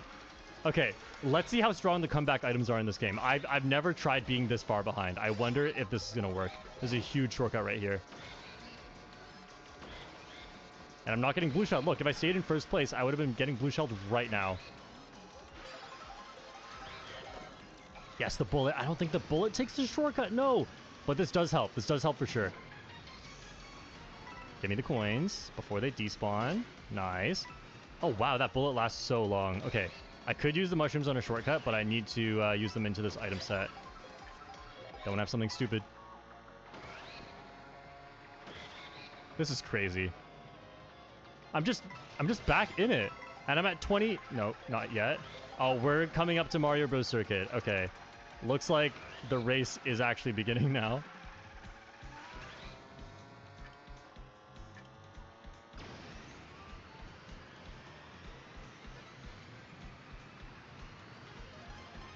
Go, go, go, go, bullet extension! On the turn! Holy! Go, go, go, go! What? No! You can get shocked off the track like that? Rails are way too risky in this game. At least I grew right away, but yeah, that was so sad. Oh, I was in such a good spot, man. Get rid of the boomerang, hit everyone. Okay, let's go, let's go. I'm in the top half. This is fine.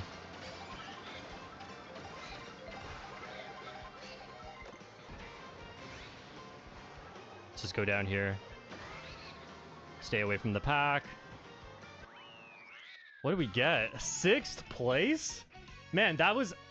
I feel like I could have won that one if not for that shock timing. Like, I had so much time in that bullet. That's a crazy bullet extension. I can't wait to learn all the bullet extensions in this game. But yeah, Ollie's really good. Probably the highest VR in this room. We are playing Shy Guy in this combo. We are playing another intermission. Come on, guys. And this Dry Bones Bitty Buggy is still playing Mario Kart 8 Deluxe. That has to be Troy. Is that Troy? I can't see anyone's names. Ah, I'm bagging. Does Shy Guy get costumes, or does he count as an enemy? Let's see. Ooh, Shy Guy gets costumes. Pit Crew Shy Guy. Oh, that is adorable. We love it. I'm gonna make sure I go for coins here, since I like bagging on the intermissions, because the shortcuts are so big, and often they are 2 mushroom shortcuts, whereas if you're in the front, you often get 1 mushroom at a time. So this, and I love how fast the coins are respawning. Bagging is so easy. Now with slower combos, the first few coins matter more, so get to at least 7 and you're fine. And that's probably what I need to do here. But the big benefit of 20 coins is for the faster combos, because each combo, like I made a whole video about this, each combo gives a different amount of speed per coin. It's super stupid. If it sounds stupid, I know, okay? But I fact-checked this, and it's correct. The faster combos benefit more from late coins, and the slower combos benefit more from early coins. So on a slow combo like this one, the first 7 are the most important, and for a fast combo, the last 7 are the most important, or the last 4, or whatever it is, but like 7 is a pretty good benchmark, I would say. Alright, we're coming up to... What are we playing? Are we playing Crown City? Oh, I could have dodged that.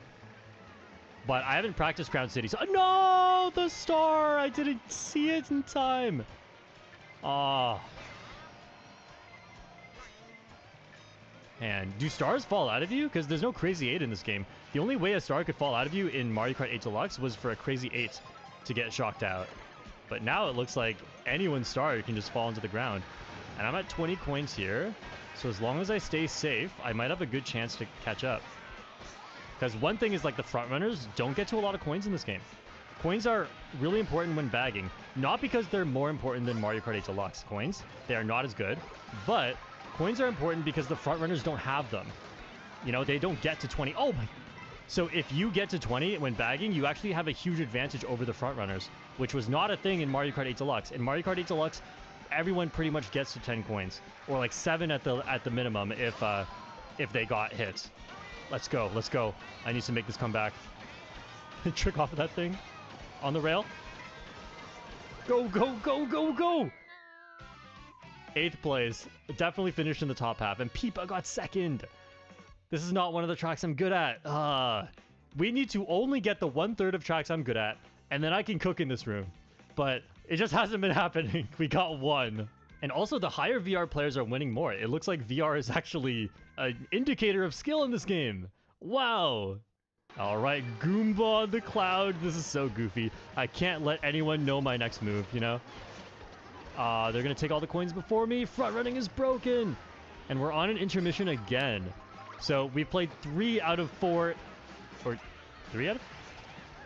Or 2 out of 4? I can't remember. We played a few intermissions, which is unfortunate. I really want to play the 3-lap tracks, especially because those are the ones you can practice. And those are the ones where you don't just drive in a straight line.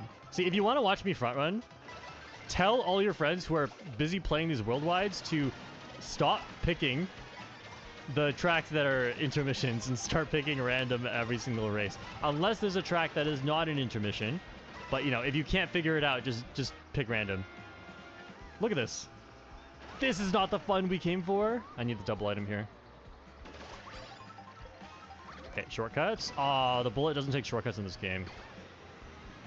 Unfortunate. The bullet received many nerfs, but it looks like there are a lot of bullet extensions in this game, which is very, very nice. Okay, we're on boost panels. Don't need to use this golden. Oh, the bomb. The bomb proximity explosion. Oh, ha, ha! I don't even remember what I was talking about. I'm in 3rd? Dude, come on. Give me this. Goomba can't get costumes, though. But we'll chain it into this. The speed boost is nice. Stay away from me. Goodbye, Mr. Golden Mushroom. Get ahead of that star. Yep. It was just about to hit me. Oh no, I didn't mean to use that. I meant to trail. My muscle memory's coming back. Where is the road? Go, go, go. I have a bigger boost than you, maybe. No, you had... You can't see people's items in this game. I thought I was going to get second, but I beat Ollie. Let's go. I'm getting great results here. I think bagging is actually really good on intermissions. Yep, so on this screen, they all have an arrow pointing to the track, so you have to pick random. Come on, everyone. Pick random, please. I bet the Peepa's picking random, but we don't get to see who picked what. Oh, there's a little bit more randoms in here. Yes. Okay. Was this random or... where are we going? I thought we were playing Peach Stadium. It's another intermission. I can't wait for a few months from now when everyone knows the worldwide etiquette and we just start getting the regular tracks. Because we... Look at this mini-map! What am I looking at? Literally, though, why does it have to look like that? When is the track ending? We play one lap? One lap of Koopa Troopa Beach? Hang on. That's really bad. That is really bad. I'm going to time this bullet. Okay, okay, okay, okay. We're in a good spot. I'm going to use the bullet and then just mushroom through the ending. Extend, please. No, it didn't extend. Uh-oh. No! I needed all these mushrooms. The plan was working. I mean, it wasn't working. It was a good plan, but didn't quite work out. I was throwing forward. No, I'm getting Mario Karted! That could have gone so well. If I had Bullet Star, I could actually win that race, but I had Bullet Triple Mushrooms and everyone just kept hitting me. This game is brutal. Even Ollie didn't win. But yeah, the higher VR players are definitely performing better on average. That's what I've noticed. Good to know that VR works in this game. You know, I think this room is kind of getting it. A lot more people are picking random. And we love to see it. Yeah, if we don't get random, I'm going to be mad. Yes, we got mine. Oh, great question. Block ruins. Okay, this is a track I've practiced, but I've been failing a lot of the shortcuts recently. Let's see if I can do this. So I can't take the mushroom shortcut at the start. No draft boost at the start, unfortunately. They just don't work yet. Nice, mushrooms. Okay, let's see if I can make it up to here. Nice. See how much time this... I'm in first! No, no! Yes, I'm back on the track. Holy... No, I shouldn't have much... So I'm good at the track, but I've not played much online. I have not accounted for all of the things that can happen outside of time trials. And Rudoku is too good and is taking all my coins, and I'm getting bumped away. Let's do this shortcut. Hey, let's go. Let's go. I skipped an item for that. Okay, I haven't done this one outside of time trials yet, so good to know. I didn't know that skips an item. So if I'm in a bottom spot, I definitely do not want to be going for that shortcut. That was a Mega Birdo. I didn't even realize. I almost got squished. That probably would have launched me out of the air, honestly. Oh no, a Kamek has been activated. I just want to play the track. Coin shell? Use it. Oh, I think that can block red shells. Oh, I forgot to do the thing here. All right, lap 3, lap 3. Maybe I'll get some mushrooms here. Bro, this is so tough.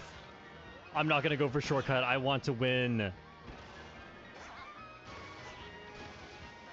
We'll still do this thing, though. We'll do the setup for the shortcut and then just bail out of the shortcut. I need items here. Okay, nice, nice. We'll break drifting. I don't know how to align for the shortcut well, but that's good. We're in the middle of it. Hopefully I can take this next shortcut coming up, get right onto the rail, and then we will be chilling. Triple red shells. No. Don't do it. Okay, okay, okay. That was not good. Man, I'm still somehow in 7. Dodge the ice flower. Nice. Boo. Use it right away.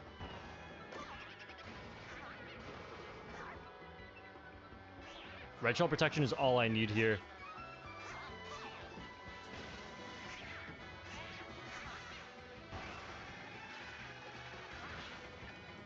Okay, no mushroom for the shortcut. Didn't get to make a big comeback. Out of the way for the coin shell.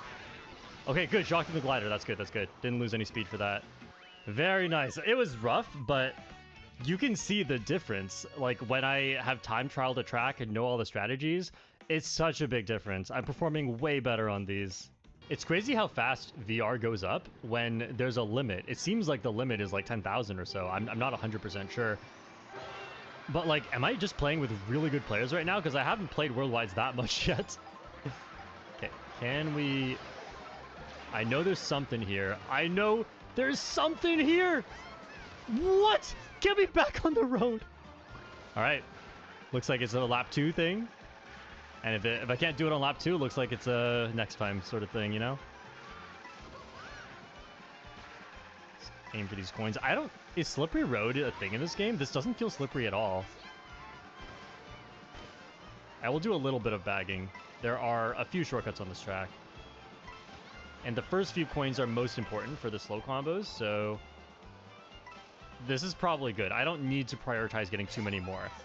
And just to drill that into your head, how important the first few coins are for slow combos, I did the calculation. If you're on a very slow combo, the first 4 coins give you as big of a benefit as the last 16. Okay? So keep that in mind. And if you're on a fast combo, it's the... okay. Everyone failed that. If you're on a fast combo, it's the opposite. The first 16 coins are as important as the last 4. So fast combos, if you're bagging, prioritize 20 at all costs. And slow combos, get a few and front run if you'd like. Slow combos are not even that good at bagging, so you don't have to worry about it too much. Okay, no item here, unfortunately. I think you're supposed to go off this ramp on the side. You get less airtime. Yeah, that seems a lot better. Take a big shortcut here. Boomerang might be coming back. Or maybe he was already on the way back. Holy, there's another boomerang. Boomerang in the pack. We got to do this. It's a not lap 3 sort of thing, you know? Not feeling it. Oh, I dodged a lot for that. Ah, and of course. And then I get hit at multiple people past me, and they all might have an item for me. And the biggest problem is, I don't know if they have an item for me. I can't see it. Let's use this, yes. You can go... I tried to go into the off-road. You can go into the off-road with the boo. Oh! I think I can... No, Rosalina's right here. Come on, I need to get rid of this boomerang. Go, go, go, go, go. Oh no, the Birdo is way too far. I hit the... What happened to my mushroom? What happened to my mushroom? I'm watching that back right now. I'm so mad. I should have got second. What happened? Oh, I used it right away. Oh, I'm dumb. That's my fault. That's just me being dumb. I think I was trying to spam the boomerang and I just used the mushroom. Ah. Oh, someone's on the same combo as me. That's crazy. And there was multiple Shy Guys up here. So we are playing an intermission. Let's just hold A and close our eyes. Just kidding. Let's see. What happens if you front run an intermission? Let's see. I got a draft boost. Oh, you get hit. And then you... okay. That's what happens when you front run an intermission.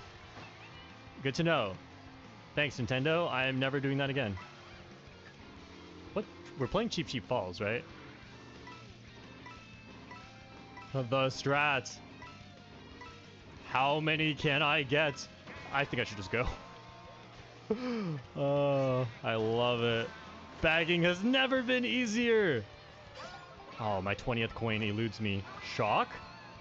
Ooh, I don't think I should use it this early, but I can't come back unless I use it. That's the thing. And no one can steal this from me, because someone has to be behind me to steal it with a boo, and they have to be behind me to get shock, to get the shock. Or to like... Oh, I don't think a second person can even get a shock in this game. I think it's just one. Hopefully this goes away before the next item sets. Coming back. I did practice a little bit of Cheap Cheap Falls earlier, but I'm not good at it. I'm only good enough to know the track layout. That's about it. But yeah, it looks like we're arriving very, very soon. What is this section? That's funny. Okay, okay. Here we go. This is Cheap Cheap Falls now. I need to stay out of the way.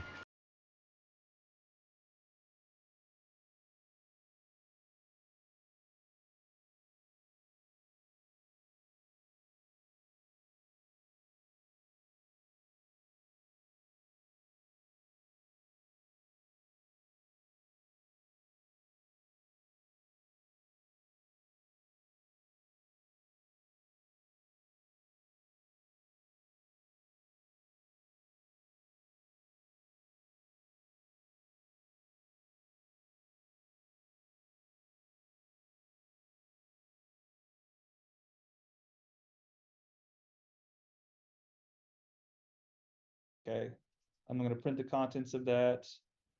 And then Hornet, I had to specify rows 1 and 2 and columns.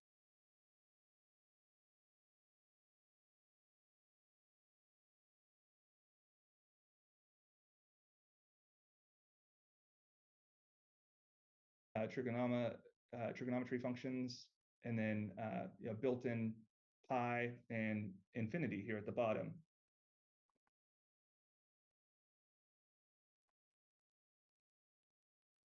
All right, so that's going to bring up all of the code that was used to generate the program or the workbook. And so you should all have access to this and now a copy of this to use in the future if you'd like. Once you have this loaded, you can just click Run Document right here. All right, and you may have this pop-up blocked error. Just hit Try Again. And it should open up a notebook that looks like this. All right, there's a breakout room. If you want to join that, there's some HPRC members in there that can help you get the files copied over so you can get to this point. All right, so has everybody been able to open up this notebook? Okay, so this was the most, all right, the probably technical difficulty laden part of the day. So if we're here, then we should be good to go. So this is the workbook. You can see on the left, we have like a table of contents here. So we start off with R as a calculator. All right, so this is what we'll be working through today. If you have RStudio installed on your system or on your local computer, you can download this, and you'll need to install the packages that are required, but it should run on your local computer, or it can run on any system that has RStudio or R installed. And it will launch this workbook, which you can go through and do these topics at any time. If you need a refresher, or if you don't get to something today, you can go back in and click on the topic and run through the material again. So for example, there's some bonus material down here on things like flow control, so for loops and while loops, which we won't cover today, and then how to make user-created functions. So I just include that as extra material in case you want to reference it in the future. So we're going to start off, though, with just R as a calculator, because in its simplest form, R is really a language designed to do statistical analyses and mathematical functions. So that's how we'll start off using it. In order to do that, we need to know the correct arithmetic operators, and they are very similar to what you would find in many other programming languages. Addition is the plus symbol, subtraction dash, multiplication is the asterisk, division is the / for exponents, we use the hat, and then to get the remainder after division, the modulo is just 2% symbols. And so to run code here, we'll just click on these code boxes. So it's similar to like a Google Colab or a Jupyter notebook, and then we can just type in what we want, so 12 plus 3, and run code, and we get 15. All right, so to subtract 7 from 11, 11 minus 7, oop, excuse me, hit the wrong button there. All right, 11 minus 7, and run code, and we get 4. So we'll go through all of these. 27 times 9, then is the star, the asterisk, divide 46 by 8. That's not going to be clean. 5.75. All right, 11 to the third power. We'll use a caret or the hat. Okay, and then finally, to find the remainder or modulo of 11 divided by 3, it is 2% symbols. All right, so pretty straightforward and easy to use. The great thing about R is that there are a lot of built-in functions, and some of those are numeric functions. So we've got a table here of these kind of higher order mathematical functions, so like getting the mean or the mode, the absolute value, square root, some trigonometry functions, and then built-in pi and infinity here at the bottom. So we can use these functions just by calling them. So we'll do, to calculate the square root of 10,000, we just need to do call square root, open parentheses, and then put in our number. All right, to get the exponential value of -1, again, we'll just do exp. And you can see these suggested functions start to pop up, which is nice. And then we'll do -1. And then finally, to get sine of pi divided by 2, we'll just use the sin function here. Pi divided by 2.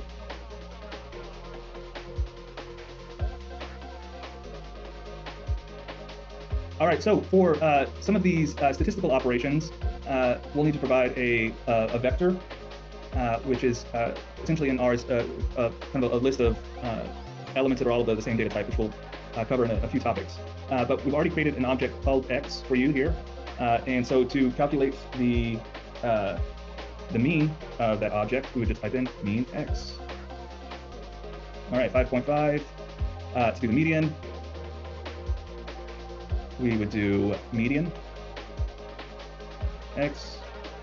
Again, 5.5. Standard deviation, go back and look, it's just SD. We have a standard deviation of 3.027. And then the sum is 55. And then to get the maximum value, we just run max and 10. All right, so in that list, we can see by just typing in X. So that was a vector of numbers going from 1 to 10 that we did all of those calculations on. All right, perfect, yeah. So that shouldn't take too long to install the packages. LearnR has quite a few dependencies, but many of those should already be installed. All right, so it is taking too long. All right, yeah, sometimes if we install like a fresh R on our system, it can take several hours because of all the packages that we need to install. So maybe there were quite a bit more than dependencies than what we had to install. All right, so let's move on to the next topic, data types. We're going to be talking about essentially 4 different data types in R. We have logical data types, so that's binary values of 0, 1, or logical values of true and false. And these are case sensitive in R, so you can do either a capital T or capital F for true or false, respectively, or all caps true or all caps false. We have numeric data types, which are general real numbers, including both integers and decimal numbers. Then we also have an integer-specific data type, and this is a little odd in R. To specify integers, we have to type the number followed by a capital L.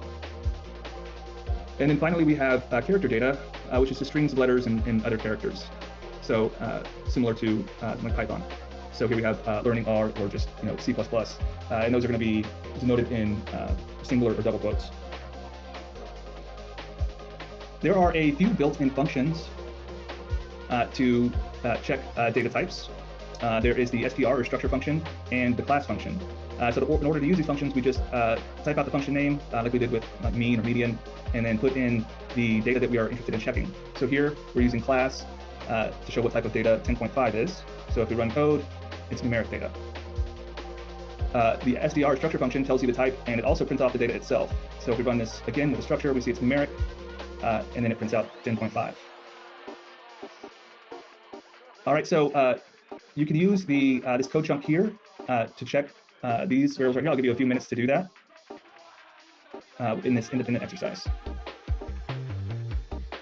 All right, so we can look at this now. Let's just do class here. Class 1, 2, 3, and run code. It's numeric. If you put it in quotes, though, it turns it into character data. All right. 12L, again, that weird notation for integers. We do just a capital T, that's logical data. But if we're doing lowercase true, object true not found.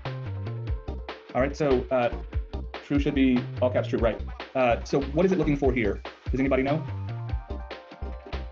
If we type in all lowercase true without any quotes? There's a variable called true? Yeah, exactly. A variable here called true, which we'll discuss in the next topic. So it's unable to find that because we haven't created that variable yet. And if we do true in quotes, now that is character data. All right, Google, your notebook is open now? Sorry, yes it is. So I have the 2 files here. All right, so we're in data types now. Okay. All right, we can also use the is.type functions to check whether or not certain data is either logical, numeric, integer, character, and that's just is dot and then the data type. Yes. Sorry, I have a quick question. So where can I access this? The page that's open now for you? If you go over to the left and select data types. No, I cannot access that. I cannot see that folder. Did you still in the console? Oh, did you click on run document? No, I have not. No. Yeah, click on run document.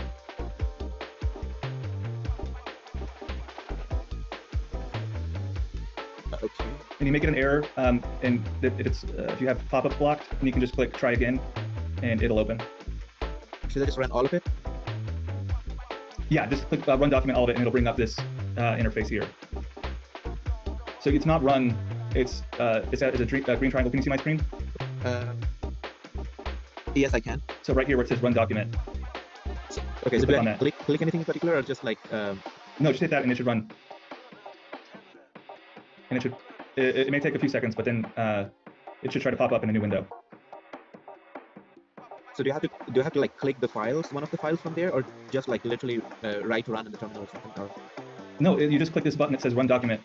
If you've opened up if you have this open, the ASUS_fundamentals of R, did you open that file? Yep, I opened Studio? it, and I can see it says like title, output, author, runtime. Like, Okay. Then above that, it should just say run document with a tiny green arrow that's pointing to the right.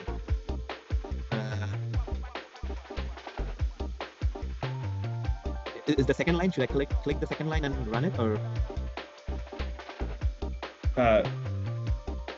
You don't have this button right here that says run document?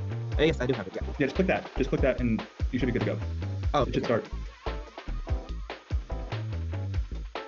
Oh, got it. Okay, so my pop-up is blocking it. I'm gonna. And just try again. Yep, I can see it now. Thank you. All right, great.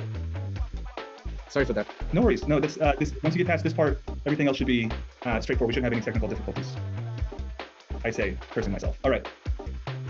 So the is_type functions, we'll run this, and it will provide Boolean output for whether or not what you have in between these parentheses is that data type or not. So true here is a logical data type. It's not numeric, an integer or character. So our output is true, false, false, and false. All right, so take a minute or two and run this independent exercise. Check and see if 4.70 is numeric type, if U is character type, and T is logical type. All right. So this one's really straightforward and easy, this independent exercise, but I did want to take the opportunity here to point this out if you haven't seen it. For all of these exercises, we have a solution coded in. And so if you get stuck on something that's a little more difficult later on, you can just click solution, and it'll pop up, and you can copy it to your keyboard and paste that in here.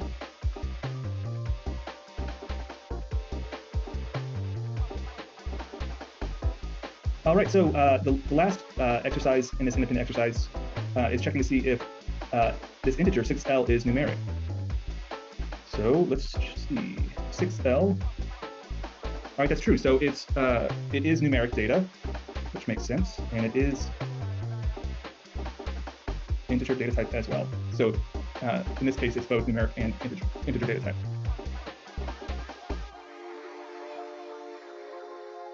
All right, so let's move on to data types in math. Oftentimes when we're doing math, if we're using even specific or specified like integers, the result of the operation may end up being a different class, right? So if you say divide 5L by 2L, something like that cannot be specified as an integer. So it's important to have an understanding of what R does in those situations whenever you're combining maybe different data types in an operation, so say numeric or an integer data type. So if we're just doing something simple like 2 plus 2, we didn't specify that these were integers. And so of course the answer is 4, and the data type is numeric. However, if we specify integers, the output of 2L plus 2L can be stored as an integer. And so that's what's done in this case. If we do something like the square root of 2, of course that's going to be a decimal number, and so that will be numeric data type. All right, so now play around with these, do some of these basic operations, an integer plus numeric, and see what the data type of the result is. All right, I'm just going to copy the solution and run that code. So we can see, again, with 2 integers and we're adding, that's going to be an integer. Then 6L plus 8, that's going to be numeric. So we're adding an integer here with numeric data. A numeric data type divided by an integer is numeric, as is an integer divided by an integer, or an integer divided by numeric. and then of course the square root of an integer, even though it can be displayed as an integer, is going to be displayed as numeric. So it's taking in this data type, and it may promote that integer data type to numeric to avoid losing any precision in the result. Even like in the case of the square root of 49, we can show that as an integer data because of that operation, that square root operation, it gets promoted to numeric data type. All right, so we have a question: what are the benefits of R over Jupyter Notebook? All right, so you can run R in a Jupyter Notebook. Are you talking about like Python?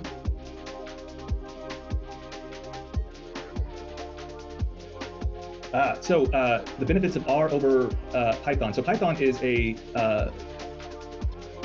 honestly my favorite language. It's a very general language that's used across a wide variety of disciplines. And it's very powerful too. And a lot of the things that we do in R, especially when we start working with things like matrices and data frames, if you're familiar with Python and libraries like pandas and NumPy, you'll see a lot of similarity there. The great thing about R is it's really good at things like vector and matrix or data frame mathematics. So you can so things that you may code in Python that use like a for loop or a while loop or something like that can be done in like a single line in R. That makes for loops in R it'd be a lot slower to run a for loop rather than just applying whatever you need to an entire matrix or a vector or something like that.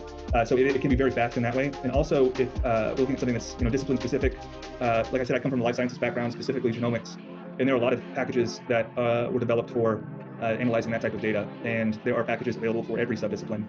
And so a lot of people get into R to use, like say, a specific software package or something like that, but they miss all of the fundamentals and the basics of R. So the goal of this is really to kind of build that up to where you can get into whatever discipline you're in and start using some of those more discipline-specific packages. Does that answer the question? Okay. All right, so let's move on to conditional operators. So if you are familiar with Python, a lot of these should look similar. We have our less than or equal to, greater than or equal to, so all kind of standard notations. Equal to is going to be two equal symbols, and we'll cover why it's two in the next topic. Not equal to is a exclamation point and then the equal symbol. And then to do like multiple comparisons, we can use the or and statements, which is just for or it's the pipe, the vertical pipe, and for and it is the ampersand. All right, so if we look at how this works, so we can see 1 greater than 1, and that's going to return a Boolean value of false. And then that's going to, of course, be the logical type data, because that's what that returns. If we look at, say, this comparison, true and false, that'll again return this logical value here, because it can't be true and false. All right, so that's our class, this logical type. So take a few minutes and complete this independent exercise. There are two sections, checking whether an integer is greater than numeric, integer equal to numeric that has the same mathematical value, and then numeric or logical. And then one is a little more difficult, to write an expression to check if the number is between two other numbers, and that result should be logical type. All right, this should return true. It's true, and then numeric or logical. So if we do 1.5 or true, let's do actually false. And that returns true. Let's try 0. And that's false. All right, but if we do 1, it's true. So this is a weird one. If we're comparing, we say numeric or logical. In this case, R is interpreting 1 as being true, that binary format that we talked about when we first introduced data types, and 0 as being false. So false or false is going to equal false. And 1 or false will equal true, because 1 is true. So true or false, there is one true in there, and so it will equal true. What's kind of weird about R is if we run something like 11 or false, it still comes back true. So R actually interprets any number that's not 0 as true, which is just a weird kind of quirk in R. All right, so yeah, that's one way to do it. 2 is greater than 1 and 2 is less than 4. Anybody come up with something different? Oh, perfect. All right. I'm not sure why the two ampersand symbols work there. I'm gonna have to check that out. All right, great, so we got true again. All right, so good job. All right, so we can also convert data types using the as.dot function, or as.type functions. So very similar to the is.type functions, but in this case we are actually converting. So here we're going to convert the character data true to logical type, the character data 0.5 to numeric type, 1.0 to an integer, and false to a character. All right, so we can see now it's true, no quotations, 0.5, no quotations. We have just 1, and false, now in quotations, meaning that it's character data type. All right, so we can also just throw this as.logical inside of the class function to check and make sure that it works properly. So we do class is true. Let's do this. So it's data type, and then there we go. It's first character type, and then after we convert it, it's logical. So again, kind of chaining these functions together to check and see that the as.logical function worked. All right, so this is the last independent exercise. Let's just go ahead and do this together. We want to convert 4.7 to an integer. All right, so if I run this, all right, it comes back 4. All right, so that's one thing that we wanted to point out is that if you're converting 4.7, it's just going to lop off that decimal point. It's not going to say like round it up, right? So it's not necessarily the best function for doing something like that. There is a function, and appropriately it is named round. All right, so now we're going to do up to a numeric type of data.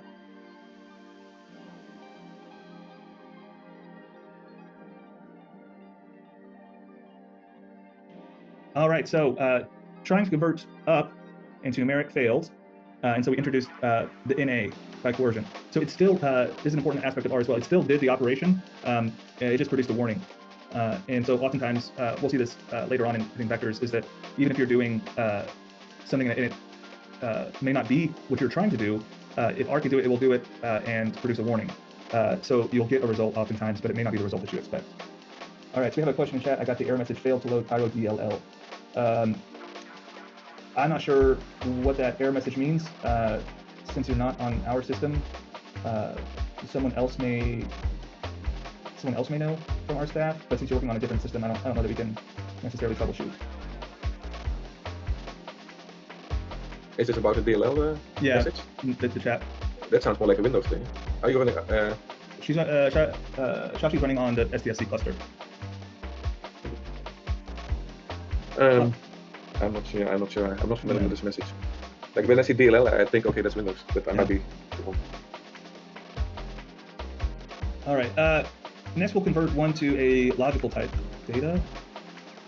Let's see if this works. All right, true. All right. Well, no, it's just my theory earlier. 0 is false. All right.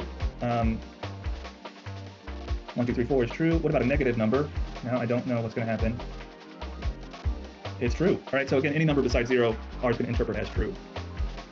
All right. Welcome back, everybody. Can everybody see my notebook here? Thumbs up. I get it. Okay, thanks, Marines. All right, there we go. All right, so let's move on to the next topic. We're going to be talking now about how to create variables. And to do that in R, there are 2 different things we can use. So either the less than and a dash, as shown here, with variable name on the left and the value that you want to assign to it on the right, or the equal sign. And they both work the same. It's really a matter of choice as to what you think looks best or what you want to use. So if we run this, it ran successfully, but we get no output. And that's just because we've only assigned the values ABC to text and the number 1 to I, and didn't ask for any output. In order to inspect variables, we can use the print function. So print just sends text to the output. We didn't use this when R was a calculator, but we can use it to do things like print hello world to screen. All right, so you know the typical first program there. Or if we want to assign, say, the number 8 to the variable planets, and then print planets. There we go. I don't know why it showed up there. Now we can see after printing planets, it printed the value that was assigned to it, 8.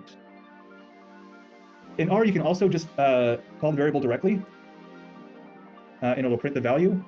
It is best practice, though, to use print to be more explicit in what you're trying to do. But if you're just on the console or something like that, shorthand and want to see the contents of a variable, you can just type in the variable and it'll print the screen. Just like we did previously with data types, we can use the structure or class functions to check a variable. So we do run code here, we can see that planets is numeric type.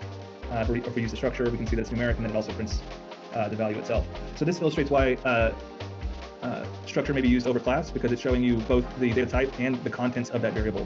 Whenever we were using structure like on a value that wasn't stored as a variable, it was very obvious what we were asking for, so it didn't make sense, why we'd use structure to view both the contents and the data type. But if we're looking at variables, structure can be handy. All right, so just another example. And here, the not planets variable is character, and Pluto are the contents. All right, so here's an exercise. It says, there's a bug in my code. Can you fix it? So if we run code here, oh, that's not what we wanted to happen. What's wrong with this? It's printing out Gus. All right, yes. So in the chat, somebody said, okay, this command. All right, so again, yeah, now it's looking for a variable named Gus since there aren't quotes around it, instead of just printing the character Gus. All right, so we can also use variables in operations in a number of ways. We can store the output from an operation in a variable. So if I run this, nothing's going to happen. Nope. Nothing should happen. 2 bucks today. All right, it's going to store x as 3. We can also use previously created variables inside of an operation or an expression. So here, we're assigning the value of 3 to x, and then assigning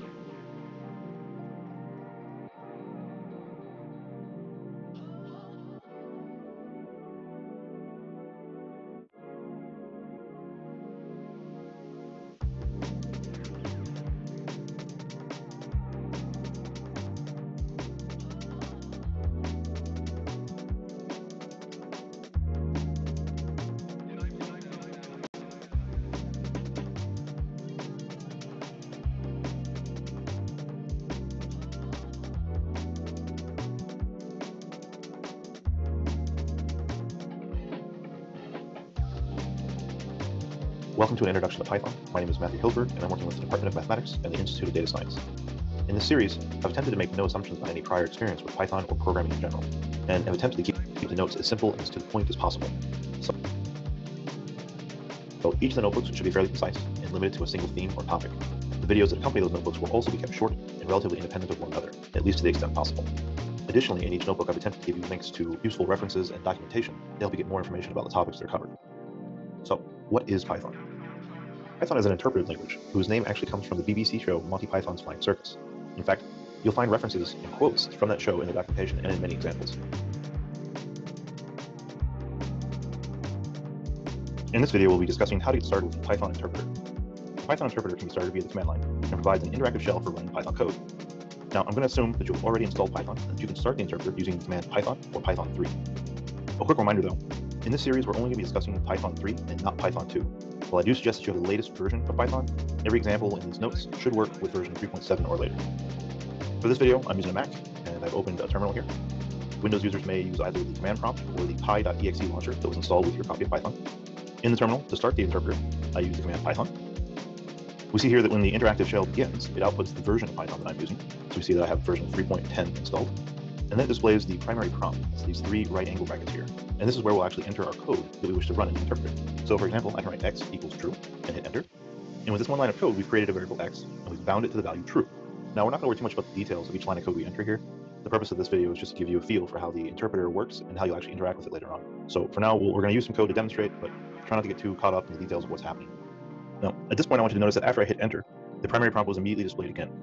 If there had been a syntax error or something that the interpreter doesn't understand, instead of displaying the primary prompt, it displays where the error occurred, that is the line on which the error occurred, and attempts to point out exactly where the error is in that line. So in this case, you see the caret or arrow here pointing to the percent sign, indicating that the interpreter was expecting something other than the character we've given it. And then of course, after this, it returns us back to the primary prompt so that we can enter a new line of code.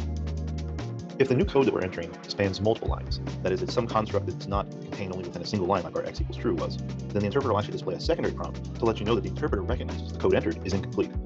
So to see this, we're going to write an if statement. So I write if x double equals true, and this is comparing the value that is currently bound to the variable x with the value true. I hit enter here. And now we see the secondary prompt represented by 3 dots. Again, this tells us that the interpreter is expecting us to complete the statement. So to do that, we're going to give the if statement a body, and in this body, I'm simply going to print the statement x equals true, and hit enter. Now, there are 2 things I want to point out. The first is, you probably noticed I added some spaces at the beginning of this line. Unlike other languages, Python does not use special characters like curly braces to denote the body of an if statement, or a while loop, or a for loop, or a function body for that matter. Instead, it relies on indentation. Now, the number of spaces we use to indent the body is actually not important. The interpreter just requires that that number be consistent within some block. Typically, people use 4 spaces.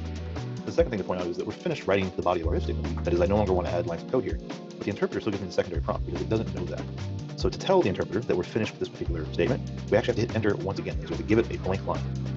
So when I hit enter, the interpreter will take that as meaning the statement is complete.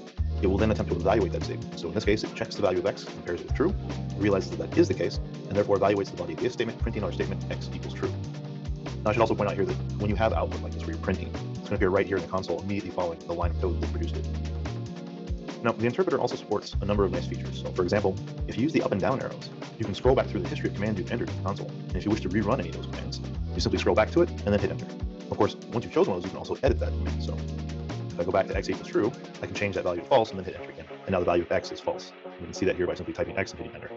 You can also use the left and right arrows to scroll back through a line of code to make changes if, for instance, you've made a typo or if you just want to make some other change. The interpreter also supports tab completion. So if you've entered enough of a command that uniquely identifies it, then hitting tab will allow the interpreter to auto-complete that for you. So if I type tr and hit tab, that's enough for the interpreter to understand that we want to write the keyword true, and so tab will actually auto-complete that for us. And this will work with pretty much everything that you enter into the console here. Once you're finished with the interpreter and you want to exit your session, you can do so by using the quit command. So you can type quit with open and close parentheses following it, hit enter. And this will exit the interpreter and bring you right back to your terminal. In the previous video, we introduced the interpreter and briefly demoed how it can be used interactively. In this video, we're going to introduce scripting and show you how you can create files containing your Python code to allow you to more easily run commands outside of an interactive session. A script is really just a text file containing some Python code that is executed by the Python interpreter. Typically, script files use the extension .py and are plain text files, meaning that they are ASCII or UTF-8 files. Now, to create a script file, you can really use any application you like, as long as that application will save your file, your script file, as a plain text file. For example, on some systems like Mac, there are built-in text editors that may save text files using other formats than plain text. The text edit application in macOS Catalina was one of these applications. If you save your text file, it would actually use a rich text format, meaning that if I were to enter, say, the for loop here, then the file that text edit creates would actually contain all of this information here and not just the Python code containing my for loop. So you see here that I have all sorts of formatting and other commands that are not actually Python code. And if we were to pass this to the Python interpreter to be run, it of course would fail since it wouldn't know what all of these things are. Now, you're more than likely aren't going to use this particular application, but I wanted to show you that when you choose an application in which you wish to write scripts, then make sure you find something that saves to plain text. And if you're using some sort of IDE, then you probably don't have to worry about this at all because they're built specifically for handling code and won't add all this additional formatting for colors and fonts and so forth. Okay, so I'm going to use the Jupyter Notebook interface itself here for this example, but I'm going to create a new text file. So I click new, select text file, and I'm going to rename the file to ex.py. Now, the name of the script can be whatever you like, but do make sure you put the .py extension. Typically, the name of the file is something that describes the content or the function of the script, so make sure you choose appropriately for your own scripts. Now, for the contents of the script, we're going to keep it simple, and I'm simply going to write a for loop. So I'm going to write for I in range 10, and then I'm just going to print I to the console. So we'll discuss loops in more detail when we get to control flow, but for now, this loop is going to simply call the print function 10 times, passing the index I during each iteration. And this is just going to print the numbers 0 through 9, each on a separate line. So now we're going to save our script, and then I'm going to switch over to the terminal, where I've already navigated to the directory containing the file we just created. So if I list the contents of this directory, we'll see our Python script, ex.py. Now, to actually execute or run our script, we can pass our script as an argument to Python as follows. I'll say Python, and then pass our script as an argument, ex.py. And we see the output for the print function 0 through 9 right here immediately. Now we can actually run this script without explicitly passing it to Python as we did here. We can simply write the file name directly to prompt. Now before I hit enter, when you enter command at the command line, your OS will search for the appropriate executable with that name. The set of directories that are searched is stored in your environment in a variable named path. That's P-A-T-H in all caps. Now quite often a user's path does not contain the current directory, meaning that when we attempt to execute our script, the OS will not search the current directory for it. So to get around this, we can either give the full path to our executable or a relative path. A relative path is most commonly used since it's much simpler. And to do this, the current directory, no matter where you are in the file system, is represented by a dot or a period. So I'm going to enter // and then our file name. Note that I'm on a Mac, and Windows users will likely need to use the other slash when specifying a relative path. Also, the last time I checked, Windows 10 did include the current directory in the search path by default. But with the // the OS actually doesn't have to search for the file since we've given it a path relative to our current location in the file system. So now I'm going to hit enter. And so we see that the OS says permission denied. Windows users are likely to get the expected output of 0 through 9, as two things happen. First, the permissions are handled a little differently. And second, our file name had the .py extension, so Windows will actually look at that extension to decide how to handle the file. Linux and Mac, on the other hand, are going to require us to specify that this file has execute permissions before the OS will allow it to be executed. So if I list the contents of the directory again, but this time I ask for the long format using the -L, we see that for this file I have read permission, which is specified by the R here. I also have write permission, which is specified by the W here. Read permission allows me to open and view the contents of the file. Write permission allows me to edit the file and save those changes. The next dash here represents execute permission. I currently do not have execute permission. So since we want to execute the script, I need to change that using change mode, or chmod, to do this. So I'm going to write change mode plus x, meaning add execute, and then the name of the file that we wish to add execute permission to. So this is ex.py, and then I'm going to hit enter. And if I list the directory again, we'll see that now the x appears here, indicating that we can now execute this file. So we're going to do /ex.py, hit enter. So what happened now? Well, the system doesn't actually know what kind of script this file is. Yes, we've given it the .py extension, but Linux and Mac don't actually use that necessarily to decide how to execute a file. Instead, we need to add something called a shebang, or a shebang line. Now, shebang is the hash symbol immediately followed by an exclamation point, which is also known as a bang. So the name for this set of characters actually comes from these two symbols, hash, bang, or shebang for short. Now, if this set of characters appears on the first line of a file, they are expected to be followed by the executable that should be used to process the file. Meaning that if we wish for this script to be processed by Python, then we need to specify the shebang, followed by the path to the Python executable. Now, we have several options for specifying the executable that we want to process our script file. On Linux and Mac, we can use the environment to find Python 3, as in the first example here. Or we can specify the full path to Python 3, as in the example here. Now, do note that if you have multiple installations of Python, then it may be better to allow a user to define this in their environment, rather than guessing at which installation they wish to use. So in the second example here, we're assuming the installation in user bin is to be used. Now, you can of course omit the path or the environment entirely, and simply write Python 3 as we have in this final example, and this will use the user's or system path to define Python for you. So these examples here are actually what's more commonly used in systems, but of course their usage is going to vary depending on your setup and preferences. So we're actually going to use the first example here since I'm on a Mac. So as I said, the shebang line needs to be the first line of the file, so I'm going to add some space here and then just paste in our shebang line, and now I'm going to save our file. And then I'm going to return to the terminal. And one more time, I'm going to type /ex.py and hit enter. And finally, we see our output 0 through 9, each printed on a separate line. So we went through all those steps just to show you that, especially on Linux and Mac, you do need to specify a shebang line so that your system knows how to process the script file itself. And you also need to give it execute permission so that the OS will allow you to run this file. And on Windows machines, again, it's going to be a little simpler for you as long as you use the .py extension. So we've already touched on the path in your environment, but I've written this section here to give you a little bit more detail on that in case you'd like to know more. But we're going to continue with running scripts from within the interpreter now. So I'm still in the same directory as our script, and I'm going to start the Python interpreter. And to run our script, I'm actually going to use 3 functions to do this: the open, read, and exec functions. So I'm going to type this whole command out, and then we're going to discuss each part. So first, let's take a look at open.exp. This function is going to first verify that our file, ex.py, exists in the current directory. And then it's going to create a handle, or an object, that represents that file. We're then going to call the method read on the newly created file handle object, which actually reads the contents of the file. The contents of the file are then passed as an argument to the exec function. And the exec function will actually interpret all the commands passed to it as Python commands, thus executing our script. So when I hit enter here, you'll see that we get the output 0 through 9, as we would expect. Now, I went through that pretty quick, and don't worry if you didn't follow every part of it. We're going to discuss functions, arguments, and everything involved in this in future sections. For now, I just want you to know that you can place the name of a script between quotes here, and this line would actually execute your script from within the interpreter. And actually, there are a couple ways you can do this. This is just one example. In fact, in the notes, if you scroll down, you'll see that there's an example using subprocess, which is yet another way to execute Python scripts from within the interpreter. Again, don't worry about the details just yet. You can really just replace the file name here with your own and simply run the command. We'll talk about processes and related topics once we get to the section parallel code. In this video, we will quickly describe some guidelines or good programming practices that you should consider adopting while writing code. Everyone who writes code has a set of personal preferences on how to organize their functions, their files, data, even how to name those functions files, and so forth. Some of these preferences make it easier for others to use and understand their code, and some do not. It's impossible to find a single set of rules or guidelines that will appeal to all those writing code. And in most cases, a group, company, or institution will actually define some set of rules for their members or employees to follow, so that any code that's generated should be more quickly understood and used by others in the same group. Python is one of the few languages that has attempted to adopt a sort of universal style or set of guidelines and rules for their coders to use when creating code for the community. You can find the style guide in PEP 8, where PEP stands for Python Enhancement Proposal, and I've given you a link to the document here in the text. The Python Enhancement Proposals are documents that describe proposed changes and improvements to Python. You can actually read more about what PEP are in PEP number 1, which actually describes the purpose and guidelines for all other enhancement proposals. Enhancement proposals start with an idea, which is submitted via a PEP, and each proposal is reviewed by the steering council and the core developers who decide on whether that proposal will be accepted and if any changes will be made to subsequent versions of Python. Now, as I said, PEP 8 describes Python's style guide, which was accepted and is widely followed.